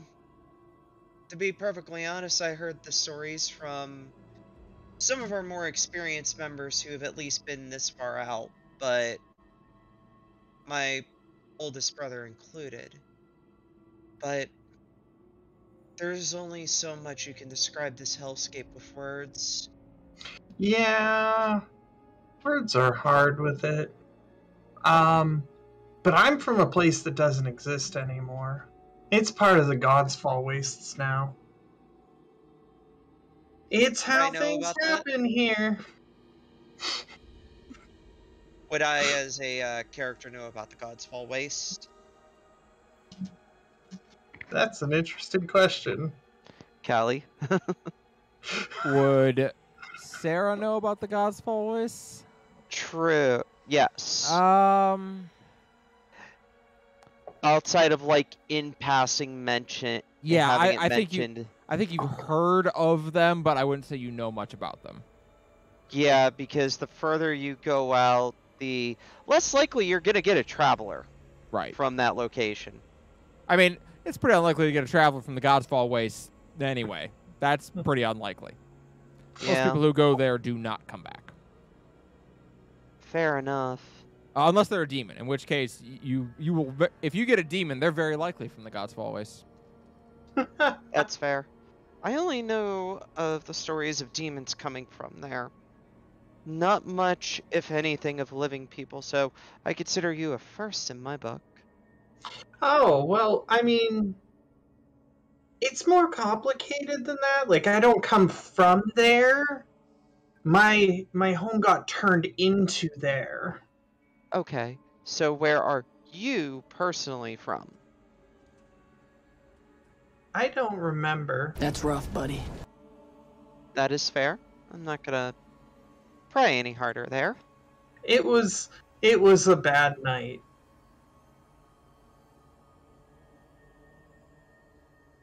But I'm Suddenly, here now. some things about Marania's mentality might be making some slight sense to Sarah on the level Yeah, of to me too. trauma that this girl has endured. That's a lot of trauma. Yeah, I don't know where you are from in the God's Fall Waste because there are not many places to be from in the God's Fall Waste, but it was a bad day. It was. But But I'm here now. we're glad to have you. Yeah. I think everybody has proven themselves at least capable in battle. We're gonna see what we can do, but maybe I'm in over my head. I don't know, but Oh, you'll be I fine. will make sure you all get there, if anything. It's okay. This isn't my first one of these. We'll probably survive. I appreciate the reassurance. Annalise looks over at that. I think we could maybe set a slightly higher standard than alive, but yeah, Alive's good. I would agree with that. Yes. Alive Talking in his is sleep, you hear from Jem, don't put the chicken's head in there.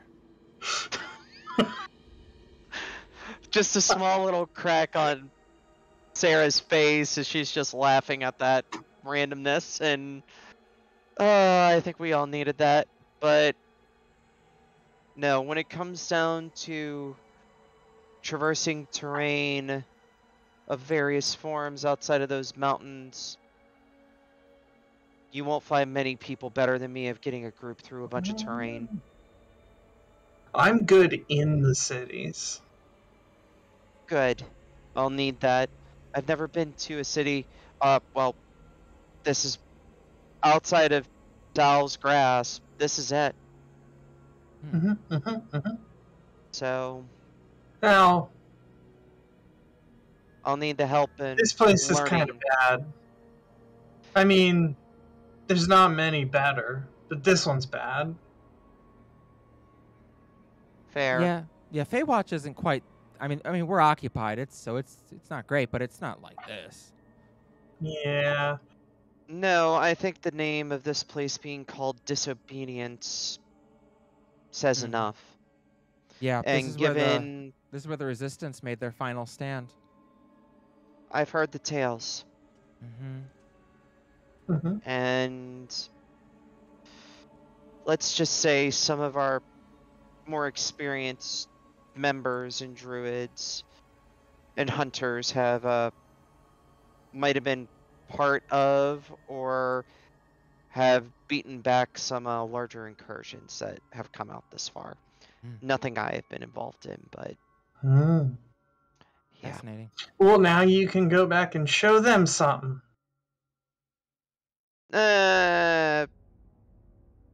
Only if we start liberating or do a blow, and if I survive it. Well, I mean, the nice thing On about how unsuccessful everyone else has been is really anything we do will be seen as pretty successful if we survive it. Mhm. Yeah, my last one didn't work. last one, Yeah, Emily's pats Miriani on the back. it's okay. That's rough, buddy. About that time, you all hear screaming, Oh no! and that's where we'll leave off for tonight. Oh no! Is it the tar slugs? We will find out next